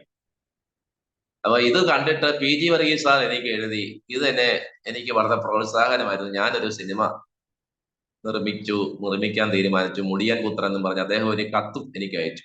ഈ ഒരു സിനിമ നിർമ്മിക്കാൻ നോക്ക്, എനിക്കത് പ്രോത്സാഹനമായിരുന്നു എന്ന് പറഞ്ഞ് അദ്ദേഹം ഈ IIT-യുടെ വകയായിട്ട് മുടിയനായ പുത്രനോ മുടിയൻ പുത്രനോ പേരിൽ ഒരു സിനിമ, 1 മണിക്കൂറോ മറ്റോ ദൈർഘ്യമുള്ള ഒരു സിനിമ അദ്ദേഹം നിർമ്മിച്ച് അദ്ദേഹം എനിക്ക് വളരെ പ്രോത്സാഹനമായിരുന്നു എന്ന് പറഞ്ഞ് അദ്ദേഹം എനിക്കൊരു കത്ത് അയച്ചിരുന്നു. അപ്പൊ അങ്ങനെ ചില ആളുകൾ പറയാറുണ്ട്, ചുരുക്കമായിട്ട്. അല്ലാതെ ഈ കല്ലേരിയ തന്നെ അവരുടെ കാർട്ടൂണുകൾ എല്ലാം ചെയ്ത് വലുതാക്കി കുമ്മനാട് കൺവെൻഷൻ നടക്കുമ്പം അവിടെയുള്ള ഒരു ബദാം മരത്തിന്റെ, ഹെബ്രോൻ ചാപ്പലിന്റെ സഭാ ഹാളിന്റെ മുമ്പിലുള്ള ബദാം മരത്തിന്റെ കമ്പുകളിൽ ഇങ്ങനെ കെട്ടിയിടുമായിരുന്നു. ഈ ആളുകൾ ഇത് കണ്ട് ആസ്വദിക്കുകയും അഭിപ്രായം പറയുകയൊക്കെ ചെയ്യുകയാണ്. പക്ഷെ ഞാനാ ഇത് വരയ്ക്കുന്നതെന്ന് അവർക്ക് അറിഞ്ഞുകൂടാത്തത്. ഞാനും ഇത് കണ്ടുകൊണ്ട് അടുത്ത് നിൽക്കുമ്പോൾ ആളുകൾ പറയാറുണ്ട് നല്ല വാക്കുകളൊക്കെ. ഞാൻ പിന്നെ ഈ ആളുകൾ അഭിനന്ദനങ്ങളൊന്നും പ്രതീക്ഷിക്കാറില്ല. ഇപ്പൊ ഞാൻ തന്നെ ഇപ്പൊ കഴിഞ്ഞ ഏപ്രിൽ 14-ാം തീയതി മലയാള മനോരമയിലെ കവർ സ്റ്റോറി ആയിട്ട് വന്ന, സൺഡേ സപ്ലിമെന്റിന്റെ കവർ സ്റ്റോറി ആയിട്ട് വന്ന, അത് പെന്തക്കോസ്തുകാർ അല്ലെങ്കിൽ ദൈവമക്കൾ മിക്കവാറും എല്ലാവരും മലയാള മനോരമ വരുത്തുന്നവരാണ്. പത്രം വരുത്തുന്നവർ മിക്കവാറും മലയാള മനോരമയെ വരുത്തും. അവരിൽ എത്രയോ പേര് ഇത് വായിച്ചിട്ട് അവരാരും തന്നെ വളരെ ചുരുക്കം ആളുകൾ മാത്രമേ വിളിച്ച് നല്ല വാക്ക് പറഞ്ഞു. അവർക്ക് പറയാമായിരുന്നു. എന്നാൽ ചീത്ത കാര്യം ആണെങ്കിൽ ഉടൻ തന്നെ ഫോൺ എടുക്കുക, വിളിച്ചു പറയുക, അറിയിക്കുക, ഇതിനൊക്കെ ആളുകൾക്ക് ഒരുപാട് താല്പര്യങ്ങൾ. നമ്മുടെ ഇടയിൽ പ്രോത്സാഹനം വളരെ കുറവാണ്. എന്നാൽ ഞാൻ പള്ളിയിലായിരുന്നപ്പോൾ അച്ഛന്മാരും കന്യാസ്ത്രീകളും ഒക്കെ വളരെ കാര്യമായിട്ട് പ്രോത്സാഹിപ്പിക്കുമായിരുന്നു. പ്രോത്സാഹനം വളരെ കുറവായതുകൊണ്ട് ഞാൻ പിന്നെ പ്രോത്സാഹനം കേട്ട് ആഹ്ലാദിക്കുകയോ ഒന്നും ചെയ്യാറില്ല. പിന്നെ നല്ല വാക്ക് പറയുമ്പോൾ നമുക്കൊരു സന്തോഷമൊക്കെ ഉണ്ടാകുമെന്നുള്ളത് സത്യമാണ്. എന്നാലും നല്ല വാക്ക് പറഞ്ഞല്ലോ. മോശമായ വാക്ക് പറഞ്ഞാൽ നമുക്ക് ക്ഷീണവും ഉണ്ടാകും. എന്നാൽ നല്ല വാക്ക്, ഈ 10-18 ലക്ഷം കോപ്പിയുള്ള പത്രമാണ് മലയാള മനോരമ. ഈ കവർ സ്റ്റോറി, അത് അകത്ത് വന്നതെല്ലാം 3 കപ്പൽ ഛേദങ്ങളെ തോൽപ്പിച്ച വയലന്റ് ജസപ്പ് എന്നാണ് ആ സ്ത്രീയുടെ പേര്. ടൈറ്റാനിക് ഉൾപ്പെടെയുള്ള 3 കപ്പൽ അപകടങ്ങളിൽ നിന്ന് രക്ഷപ്പെട്ട ഒരേ ഒരു വനിത. അവരെ കുറിച്ചാണ് മറ്റാർക്കും അറിയാത്ത, അല്ലെങ്കിൽ ഒട്ടുമിക്ക ആളുകൾക്കും അറിയാത്ത ഒരു സംഭവമാണ് ഞാൻ എഴുതി കൊടുത്തത്. അപ്പോൾ അത് കണ്ടിട്ട് ഏതാനും പേരൊക്കെ പറഞ്ഞതേ ഉള്ളൂ. ചിലരിത് കണ്ടിട്ട് ഒപ്പം പഠിച്ചവര് ലൈക്കൊക്കെ ഇങ്ങനെ കാണിക്കും. എന്നാൽ അവർക്ക് വേണമെങ്കിൽ വിളിക്കാം, അവർക്ക് സമയമുള്ളവരാണ്. അല്ലെങ്കിൽ ഒരു ഇമോജി ഇടുന്നതിനേക്കാൾ നല്ല ലേഖനമാണ്, ഞാനത് വായിച്ചു, നന്നായിരിക്കുന്നു എന്ന് പറയുമ്പോൾ ഇമോജിയെക്കാളും നമുക്കൊരു സന്തോഷം തരുന്നു. പക്ഷെ ആരും അങ്ങനെ ചെയ്യത്തില്ല. ഇപ്പൊ കാർട്ടൂണിൽ വരയ്ക്കുന്നവർ വളരെ കുറവാണ് നമ്മുടെ ഇടയിൽ. അപ്പം അഭിനന്ദനങ്ങളും പ്രോത്സാഹനങ്ങളും ഒക്കെ കുറവാണ്. പിന്നെ നമ്മൾ പറയുന്നതെന്ന് പറഞ്ഞാൽ മരിച്ചു കഴിഞ്ഞാണ് ഇതെല്ലാം പറയുന്നത്.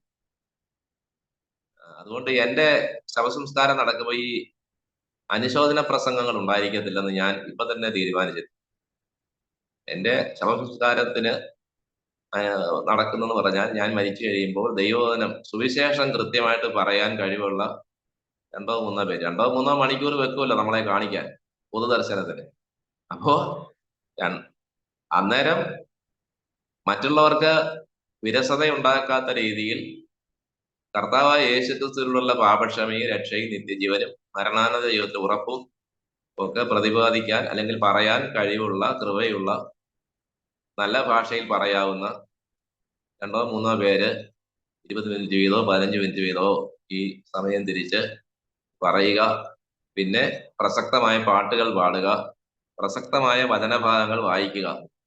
ഇതാണ് എന്റെ ശവസംസ്കാരത്തിന് ഉദ്ദേശിച്ചിരിക്കുന്നത്. അപ്പൊ അങ്ങനെ ചെയ്താൽ കാരണം ഇത് പറഞ്ഞിട്ട് ഒരു പ്രയോജനമില്ല. ഒരാൾ തന്നെ പറയുന്നതാണ് മറ്റേ ആള് പറയുന്നത്. ഞാനും ഇത് പറയാൻ നിർബന്ധിതനായിട്ടുണ്ട്. പക്ഷെ എനിക്ക് എപ്പോഴേലും പറയാൻ അവസരം കിട്ടിയാൽ ഞാൻ കർത്താവായ യേശു ക്രിസ്തുവിന്റെ രക്ഷയെക്കുറിച്ച് പറയാൻ എനിക്ക് കിട്ടുന്ന സമയത്തുള്ളിൽ പറയാൻ ഞാൻ ശ്രദ്ധിക്കാറുണ്ട്. ഇത് സാന്ദർഭികമായിട്ട് പറഞ്ഞത് മാത്രമേ.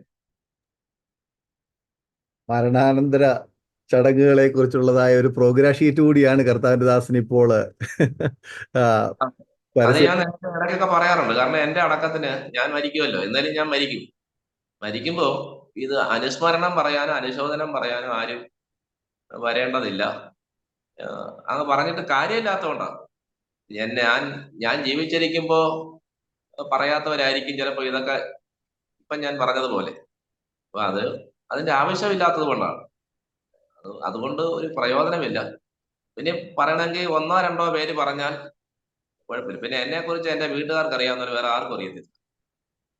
അവരാണ് എന്റെ കൃത്യമായ സാക്ഷ്യം പറയേണ്ടത്. അവര് ചിലപ്പോ പറയുമായിരിക്കും ഉള്ളവര്. അല്ലാതെ ഞാനിപ്പോ ഈ പെന്തക്കോസ്തിൽ അല്ലെങ്കിൽ ഒരു പുതുമുഖമാണല്ലോ, അധികം പഴക്കമില്ല. പക്ഷെ എനിക്ക് ഇത് വളരെ അസഹ്യമായിട്ടാണ് തോന്നിയത്. ഇതാരും ശ്രദ്ധിക്കുന്നുമില്ല. ഇതെപ്പോഴാ ഒന്ന് നിർത്തുന്നതെന്നും പറഞ്ഞ ആളുകൾ ഇരിക്കുന്നു. അപ്പൊ അതിനേക്കാൾ നല്ലത് ഈ 3 മണിക്കൂറിനുള്ളിൽ 3 4 പ്രസംഗം ഒരു 20 മിനിറ്റ് വെച്ചോ 15 മിനിറ്റ് വെച്ചോ പറയാൻ അറിയാവുന്ന ആളുകൾ, അത് പലർക്കും അറിഞ്ഞുകൂടാ എങ്ങനെ പറയണമെന്ന്. ഈ ആളറിഞ്ഞ് വിളമ്പണമെന്ന്, പന്തി അറിഞ്ഞ് വിളമ്പണമെന്ന് പറയുന്നത് പോലെ, ഒന്നാമത് ഞാൻ പ്രാരംഭത്തിൽ പറഞ്ഞതുപോലെ നമുക്ക് നല്ല ഭാഷയില്ല. പിന്നെ നമ്മളെല്ലാവരും എല്ലാം ഈ കൃപയുടെ മേലാട ചാർത്തി അങ്ങനെ അങ്ങ് പോവുകയാണ്. ആവശ്യമില്ലാതെ സ്തോത്രം പറയുന്നു, പ്രൈസിനോട് പറയുന്നു. അതല്ല ഈ ഫില്ലർ പോലെ പോകുന്നു. ഞാൻ ഈ തടി ലോറിയിൽ കയറ്റാൻ പോയിട്ടുണ്ട്. അങ്ങനെ ലോറിയിൽ തടി കയറ്റുമ്പോൾ ഈ വിടവുള്ള സ്ഥലത്ത് ഇടാൻ പറ്റിയ തടി ഇല്ലെങ്കിൽ കല്ലൊക്കെ എടുത്തിടും, അല്ലെങ്കിൽ മുട്ടി എടുത്തിടും. അപ്പൊ ഈ ഉചിതമായ വാക്ക് കിട്ടാതെ വരുമ്പോഴാണ് പലരും ഇത് പറയുന്നതെന്ന് എനിക്ക് മനസ്സിലായിട്ടുണ്ട്. ചിലര് കൃത്യമായിട്ട് പറയും. ഇപ്പൊ അനേക ഭാവികൾ നരകത്തിലേക്ക് പോകുന്നു, വലിയ വലിയ പ്രൈസലോടെന്ന് പറഞ്ഞാൽ അതിന്റെ അതിലെന്തിനാണ് ദൈവത്തിന് മഹത്വം കൊടുക്കുന്നത്? അതിനെന്തിനാ ദൈവത്തെ ശ്രദ്ധിക്കുന്നത്? അനേക പാപികൾ നരകത്തിലേക്ക് പോകുന്നു എന്ന് പറയുമ്പോൾ നമ്മൾ ദുഃഖിക്കുകയല്ലേ വേണം. അപ്പൊ ഇങ്ങനെയുള്ള ഈ ചേരാത്ത ചില പ്രയോഗങ്ങളുണ്ട്. നമ്മുടെ ഈ സത്യവേദ പുസ്തകത്തിന്റെ ആ ഭാഷയിൽ നിന്ന് നമ്മൾ ഇന്നും മോചനം പ്രാപിച്ചിട്ടില്ല. ആ പണ്ടത്തെ ഇപ്പം തക്കവണ്ണം, അത് കാലഹരണപ്പെട്ട ഒരു വാക്കാണ്. ഇപ്പോഴത്തെ പിള്ളേർക്ക് അത് അറിയത്തില്ല. അവൻ പുരുഷാരത്തെ കണ്ടാറെ മലമേൽ കയറി. കണ്ടാറെ എന്ന് പറഞ്ഞാൽ ഇപ്പൊ അത് പഴയ വാക്കാണ്. ഇപ്പോഴത്തെ പരിഭാഷയിൽ കണ്ടപ്പോൾ എന്നാക്കിയിട്ടുണ്ട്. അതുപോലെ കർമ്മണി പ്രയോഗങ്ങളുടെ ധാരാളിത്തം. പണ്ടൊരാള് സാക്ഷ്യം പറഞ്ഞു, കർത്താവ് അയക്കപ്പെട്ടാൽ ഞാൻ ഭോഗപ്പെടാൻ തയ്യാറാണ്. അപ്പൊ ഇത് അതുപോലെ നൽകി തരിക, ഇടയായി തീരുക. ഈ നൽകി തരിക എന്ന് പറയുന്നത് എന്തിനാ അങ്ങനെ പറയുന്നു? നമുക്ക് നൽകി തന്ന സമയം. അപ്പോ ഇടയായി തീരുക എന്ന് പറഞ്ഞാൽ ആകസ്മികമായി സംഭവിക്കുന്ന കാര്യമാണ്. ഞാൻ കല്യാണം കഴിക്കാൻ ഇടയായി തീർന്നു എന്നൊക്കെ ആളുകൾ പറയാറുണ്ട്. അപ്പൊ അത് കല്യാണം കഴിക്കുന്ന ഒത്തിരി തീരുമാനിച്ചു ആലോചിച്ചു, കല്യാണം കഴിച്ചു എന്നൊക്കെ പറഞ്ഞാൽ മതി.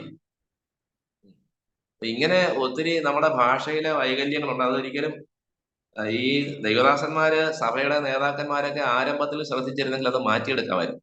കാരണം ഈ കൺവെൻഷനിൽ, സെൻട്രൽ കൺവെൻഷനിൽ, ജനറൽ കൺവെൻഷനിലൊക്കെ ഈ ശുശ്രൂഷക സമ്മേളനത്തിൽ 1 മണിക്കൂറോ അല്ലെങ്കിൽ ഒരു മതിയായ സമയം ഈ ഭാഷ ഒന്ന് നന്നാക്കാൻ അറിയാവുന്ന ആരെങ്കിലും വിളിച്ച് ഒരു ക്ലാസ് എടുത്തിരുന്നെങ്കിൽ ഇത്രയും താഴ്ച നമുക്ക് വരുത്തില്ലായിരുന്നു. നമ്മുടെ ഭാഷ മോശമാണ്. അപ്പോ ആളുകൾ ചോദിക്കും, DL മോഡിയുടെ ഭാഷയിൽ പ്രസംഗത്തിൽ മൊത്തം ഗ്രാമർ മിസ്റ്റേക്ക് ആരെന്ന് പറയുന്നത് കേട്ടിട്ടുണ്ടല്ലോ.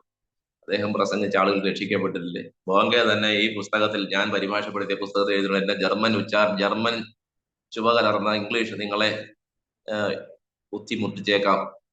പക്ഷേ DL മോഡിയുടെ ശുശ്രൂഷ അല്ലല്ലോ എല്ലാവരും ചെയ്യുന്നത്. DL മോഡിയുടെ ശുശ്രൂഷയുടെ ശ്രേഷ്ഠതയിൽ ഭാഷാ ന്യൂനത മുങ്ങിപ്പോയി. ആരും ശ്രദ്ധിച്ചില്ല. ബോങ്കയുടെ ജർമ്മൻ കടിച്ചു പിടിച്ചുള്ള ഇംഗ്ലീഷ്, അത് ആരും ശ്രദ്ധിച്ചില്ല. കാരണം ബോങ്കയുടെ ശുശ്രൂഷ അത്രമാത്രം ശ്രേഷ്ഠമായിരുന്നു. അങ്ങനെയുള്ള ശുശ്രൂഷയാണെങ്കിൽ കുഴപ്പമില്ല. നമ്മളെല്ലാം ഗ്രാമർ എല്ലാം പഠിച്ചിട്ടേ പ്രസംഗിക്കാവൂ എന്ന് ഞാൻ ശഠിക്കാൻ പറ്റത്തില്ല. എങ്കാലും നമുക്കൊന്ന് നന്നാകണമെന്ന് ആഗ്രഹം ഉള്ളത് നല്ലതാണ്.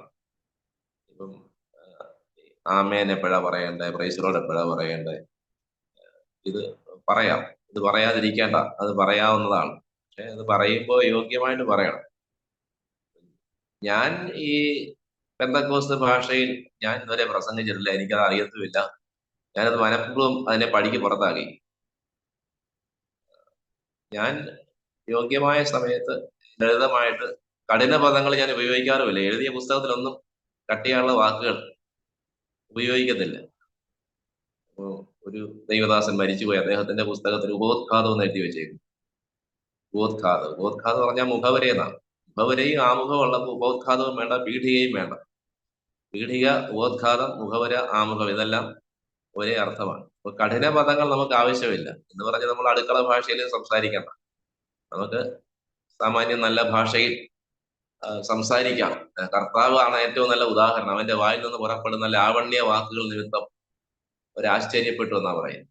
അപ്പൊ അത് നമുക്ക് ഉണ്ടാകണം. നിന്നെ എല്ലാം ദൈവം തട്ടിക്കളയുമെന്ന് ഈ ഒരു ന്യായവിധിയുടെ ഒരു ഭീകര രൂപിയായിട്ട് ദൈവത്തെ ചിത്രീകരിക്കുന്ന പ്രസംഗവും അതൊക്കെ ചിലപ്പോ പറയാം. കാരണം ദൈവം ന്യായം വിധിക്കാൻ വരുന്നു.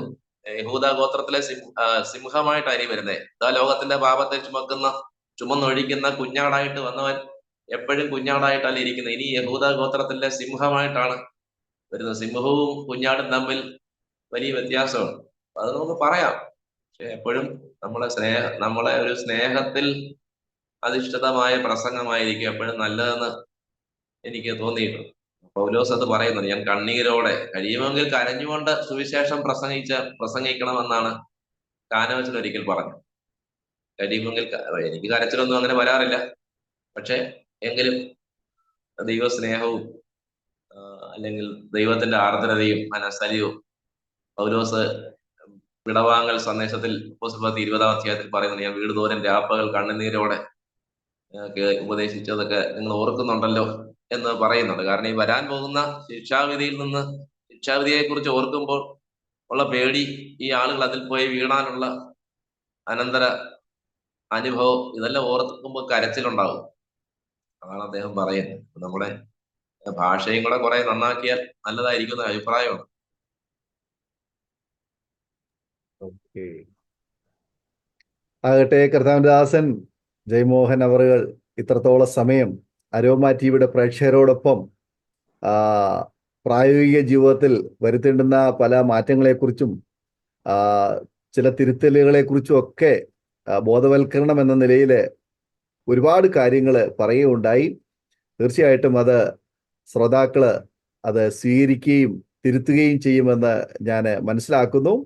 എവർക്കും ഈ സന്ദേശം, ഈ സാക്ഷ്യം, ഈ അനുഭവക്കുറിപ്പുകൾ ഒരു ഉപകാരമായിരിക്കും എന്ന് തന്നെയാണ് ഞാൻ മനസ്സിലാക്കുന്നത്. കഴിഞ്ഞ നാളുകളിൽ ദൈവദാസന് പല മേഖലകളിൽ കയറി ഇറങ്ങി ഒരുപാട് കാര്യങ്ങൾ മനസ്സിലാക്കുവാനും ദൈവനാമ മഹത്വത്തിന് വേണ്ടി വ്യത്യസ്തമായ നിലയിൽ സുവിശേഷ ഘോഷണത്തിൽ മുൻനിരയിൽ നിൽക്കുവാനും ഒക്കെ ദൈവം എടുത്ത് ഉപയോഗിച്ചുകൊണ്ടിരിക്കുന്ന ആ വ്യക്തിത്വത്തെ ഓർത്ത് ഞാൻ കർത്താവിന് സ്തോത്രം ചെയ്യുന്നു. സർവശക്തനായ ദൈവം പിന്നെയും ധാരാളമായി അനുഗ്രഹിക്കുകയും നല്ല നിലയിൽ വീണ്ടും കർത്താവിന് വേണ്ടി മുന്നോട്ട് യാത്ര ചെയ്യുവാൻ ദൈവം ഉപയോഗിക്കുകയും ചെയ്യട്ടെ എന്ന് ആശംസിക്കുകയും പ്രാർത്ഥിക്കുകയും ചെയ്യുന്നു. ഇത്രത്തോളം സമയം അരോമ ടിവിയുടെ പ്രേക്ഷകരുമായി സ്പെൻഡ് ചെയ്യുവാൻ താല്പര്യം അറിയിച്ചതിൽ, വേർതിരിച്ചതിൽ പ്രത്യേക നന്ദി അറിയിക്കുന്നു. കർത്താവിന്റെ ദാസനെ ദൈവം അനുഗ്രഹിക്കുമാറാകട്ടെ. അതുപോലെ തന്നെ ഞങ്ങളെ കേട്ടുകൊണ്ടിരുന്ന മാന്യ പ്രേക്ഷകരുള്ളതായ നന്ദി ഞങ്ങൾ അറിയിക്കുന്നു. കർത്താവ് നമ്മെ എല്ലാവരെയും അനുഗ്രഹിക്കുമാറാകട്ടെ. തീർച്ചയായിട്ടും നിങ്ങൾക്ക് ഏവർക്കും കർത്താവിന്റെ ദാസനോട് കേട്ടതായ ഈ നല്ല നിർദ്ദേശങ്ങൾ അത് സ്വീകാര്യമാണെന്ന് ഞാൻ മനസ്സിലാക്കുന്നു. നമ്മുടെ ആത്മീയ ജീവിതത്തിലും ക്രിസ്തീയ ജീവിതത്തിലും ഈ ഭൂമിയിലായിരിക്കുന്ന പരിമിതമായ ഈ കാലയളവിനുള്ളിൽ പലതും നമ്മൾ അറിഞ്ഞോ അറിയാതെയോ തുടർന്നു പോകുന്ന ചില തെറ്റുകൾ നമ്മുടെ ജീവിതത്തിലുണ്ട്. അത് നമുക്ക് ഈ ശരീരത്തിലിരിക്കുമ്പോൾ നമുക്ക് തിരുത്താൻ പറ്റുന്ന സമയത്ത് മാത്രമേ നമുക്ക് തിരുത്താൻ പറ്റുകയുള്ളൂ എന്നുള്ള സത്യം നമുക്ക് തിരിച്ചറിഞ്ഞ് നമുക്കത് തിരുത്തി മുന്നേറുവാൻ നല്ല ജീവിത നിലവാരം സുവിശേഷ മേഖല, നമ്മുടെ പ്രവർത്തന മേഖലകളിലും സുവിശേഷത്തോടുള്ള ബന്ധത്തിലും ഒക്കെ നമുക്കത് വെളിപ്പെടുത്തുവാൻ കർത്താവ് തന്നിരിക്കുന്ന അവസരങ്ങൾ വിനിയോഗിക്കാം. കർത്താവ് നമ്മെ സഹായിക്കട്ടെ. ഒരു നിമിഷം നമ്മുടെ കണ്ണുകളെ അടയ്ക്കാം, നമുക്ക് ദൈവത്തിന് പ്രാർത്ഥിക്കാം. നാം ഒരുമിച്ച് പ്രാർത്ഥിക്കുമ്പോൾ കർത്താവിന്റെ ദാസന് അരോമ ടിവിയുടെ പ്രേക്ഷകർക്ക് വേണ്ടിയിട്ട് ചുരുക്കം വാചകങ്ങൾ ഈ സമയം പ്രാർത്ഥിക്കുവാനായി ക്ഷണിച്ചോളൂ. ഞങ്ങളുടെ കർത്താവ് ദൈവമായ സ്വർഗീയ പിതാവേ, ഞങ്ങൾ അങ്ങേ വാഴ്ത്തുന്നു, സ്തുതിക്കുന്നു. അവിടുത്തെ പുത്രനും ഞങ്ങളുടെ രക്ഷിതാവുമായ യേശു ക്രിസ്തുവിന്റെ നാമത്തിൽ അവിടുത്തെ സന്നിധിയിൽ കൂടി വരുവാൻ ഞങ്ങളെ സഹായിച്ച കൃപയ്ക്കായി സ്തോത്രം ചെയ്യുന്നു. പാപികളായ ഞങ്ങളെ രക്ഷിക്കാൻ അവിടുത്തെ പുത്രനെ കാൽവരി ക്രൂശിൽ യാഗമാക്കി തീർത്ത, പ്രായശ്ചിത്തമാക്കി തീർത്ത മഹാസ്നേഹത്തിനായി ഞങ്ങൾ അങ്ങയെ മഹത്വപ്പെടുത്തുന്നു. ഇത്ര വലിയ രക്ഷ ഞങ്ങൾക്ക് ദാനമായി തന്ന അവിടുത്തെ കൃപയ്ക്കായി സ്തോത്രം ചെയ്യുന്നു. പാപികളായ ഞങ്ങളെ രക്ഷിക്കുവാൻ കർത്താവ് അനുഭവിച്ച കഷ്ടപ്പാടുകൾ ഞങ്ങൾ മനസ്സിലാക്കുന്നു. ഞങ്ങൾ ബലഹീനരായിരുന്നു, അഭക്തരായിരുന്നു, പാപികളായിരുന്നു, സർവോപരി ദൈവത്തോട് ശത്രുക്കളായിരുന്നു. എന്നാൽ അതിൽ നിന്നൊക്കെ ഞങ്ങളെ വിടുവിച്ച് സ്നേഹസ്വരൂപനായ പുത്രന്റെ രാജ്യത്തിലാക്കി തീർത്ത അവിടുത്തെ സ്നേഹത്തിനായി സ്തോത്രം ചെയ്യുന്നു. കർത്താവിന്റെ രാജ്യത്തിന്റെ അംഗങ്ങളായി, കർത്താവിന്റെ രാജ്യത്തിന്റെ പ്രചാരകരായി ഞങ്ങളെ അവിടുന്ന് ഉപയോഗിക്കണമേ എന്ന് പ്രാർത്ഥിക്കുന്നു. ഈ മാധ്യമത്തിലൂടെ കർത്താവിന്റെ വചനം എല്ലായിടത്തും ചെല്ലുവാൻ കർത്താവ് പിന്നെയും സഹായിക്കണമെന്ന് പ്രാർത്ഥിക്കുന്നു. ഇത് കേൾക്കുന്ന ആളുകളിൽ രക്ഷിക്കപ്പെടാത്തവരുണ്ടെങ്കിൽ അവർ കർത്താവായ യേശു ക്രിസ്തുവിനെ രക്ഷകനും കർത്താവുമായി സ്വീകരിച്ച് നിത്യജീവന്റെ ഉടമസ്ഥരായി തീരുവാൻ കർത്താവ് സഹായിക്കണമേ എന്ന് പ്രാർത്ഥിക്കുന്നു. സുവിശേഷ സംബന്ധമായ പുകഴ്ച എന്ന് പറയുന്നത് പോലെ സുവിശേഷവുമായി പലയിടങ്ങളിലേക്ക് പോകുവാൻ, ദൈവദത്തമായ താലന്തുകൾ കർത്താവിന്റെ രാജ്യത്തിന് വിനിയോഗിക്കുവാൻ അടിയങ്ങളെ ഓരോരുത്തരെയും അനുഗ്രഹിക്കണമെന്ന് പ്രാർത്ഥിക്കുന്നു. ഇതിന്റെ സംഘാടകനായ ദൈവദാസനെ കുടുംബമായിട്ട് സഹായിക്കുകയും അനുഗ്രഹിക്കുകയും ചെയ്യണമേ. അവരുടെ ശുശ്രൂഷകളെ ഇവിടുന്ന് ആദരിക്കണമെന്ന് പ്രാർത്ഥിക്കുന്നു. എല്ലാ അങ്ങയുടെ നാമത്തിന്റെ മഹത്വത്തിനും രാജ്യത്തിന്റെ വ്യാപ്തിക്കുമാക്കി തീർക്കണമേ. യേശു ക്രിസ്തുവിന്റെ വലിയ നാമത്തിൽ അപേക്ഷിക്കുന്നു. കൃപയോടെ കേൾക്കുമാറാകണമേ. ആമേൻ, ആമേൻ, ആമേൻ. വളരെ നന്ദി. കർത്താവിന്റെ ദാസൻ ജയ്മോഹൻ അവർ ഇത്രത്തോളം സമയം മറ്റുവിടെ പ്രേക്ഷകരോടൊപ്പം സമയം വേർതിരിച്ചിന് കർത്താവിന്റെ ദാസനുള്ള നന്ദി സ്നേഹം അറിയിക്കുന്നു. ദൈവം ധാരാളം അനുഗ്രഹിക്കുമാറാകട്ടെ. അതുപോലെ തന്നെ മാന്യ പ്രേക്ഷകരുള്ളതായ നന്ദി സ്നേഹം അറിയിക്കുന്നു. നിങ്ങളുടെ വിലയേറിയ അഭിപ്രായങ്ങളും നിർദ്ദേശങ്ങളും കമന്റ് ബോക്സിൽ രേഖപ്പെടുത്താവുന്നതാണ്. നിങ്ങൾക്ക് ഈ സാക്ഷ്യം അനുഗ്രഹമായി തീർന്നുവെങ്കിൽ നിങ്ങളുടെ പ്രിയപ്പെട്ടവർക്ക് ഷെയർ ചെയ്തു കൊടുക്കൂ. അവർ കേൾക്കട്ടെ, അനുഗ്രഹിക്കട്ടെ. നിങ്ങളുടെ പ്രാർത്ഥനാ വിഷയങ്ങളും നിർദ്ദേശങ്ങളും സ്ക്രീനിൽ കാണുന്ന വാട്സാപ്പ് നമ്പറിൽ ഞങ്ങളെ അറിയിക്കുക. ഞങ്ങൾ നിങ്ങൾക്ക് വേണ്ടി പ്രാർത്ഥിക്കാം. അടുത്ത അനുഗ്രഹിക്കപ്പെട്ട ഒരു സാക്ഷ്യവുമായി വീണ്ടും കാണുവരെ എല്ലാ പ്രിയപ്പെട്ടവർക്കും good bye. God bless you all. ഓർമ്മയുടെ മനോരഥത്തിൽ മായാത്ത ഓർമ്മയ്ക്കായി അരോമ മാട്രിമോണിയിൽ നിന്നും ജീവിത പങ്കാളിയെ കണ്ടെത്തൂ. നിങ്ങൾ ഒരു ക്രിസ്തീയ ജീവിത പങ്കാളിയെ അന്വേഷിക്കുകയാണോ? അതോ മക്കൾക്ക് അനുയോജ്യമായ ഒരു തക്ക തുണയ്ക്ക് വേണ്ടി പ്രാർത്ഥിക്കുന്ന വ്യക്തിയാണോ? എങ്കിൽ അരോമ മാട്രിമോണി നിങ്ങൾക്ക് വേണ്ടിയാണ്. ഇന്നു തന്നെ സൗജന്യമായി രജിസ്റ്റർ ചെയ്യൂ. അരോമ മാട്രിമോണിയുടെ പ്രത്യേകതകൾ: രജിസ്ട്രേഷൻ തികച്ചും സൗജന്യം. ലോകത്തെവിടെയുമുള്ള അനുയോജ്യമായ ക്രിസ്തീയ ജീവിത പങ്കാളിയെ തിരഞ്ഞെടുക്കാം. വിവാഹം നടക്കുന്നതുവരെ സർവീസ് ലഭിക്കുന്നു. ഏറ്റവും ചെറിയ പാക്കേജുകളും തിരഞ്ഞെടുക്കാം. അരോമ മാട്രിമോണി നിങ്ങൾക്കായി ഒരുക്കുന്നു വിവാഹം പരമാനന്ദം. Email aroma matrimony2020@gmail.com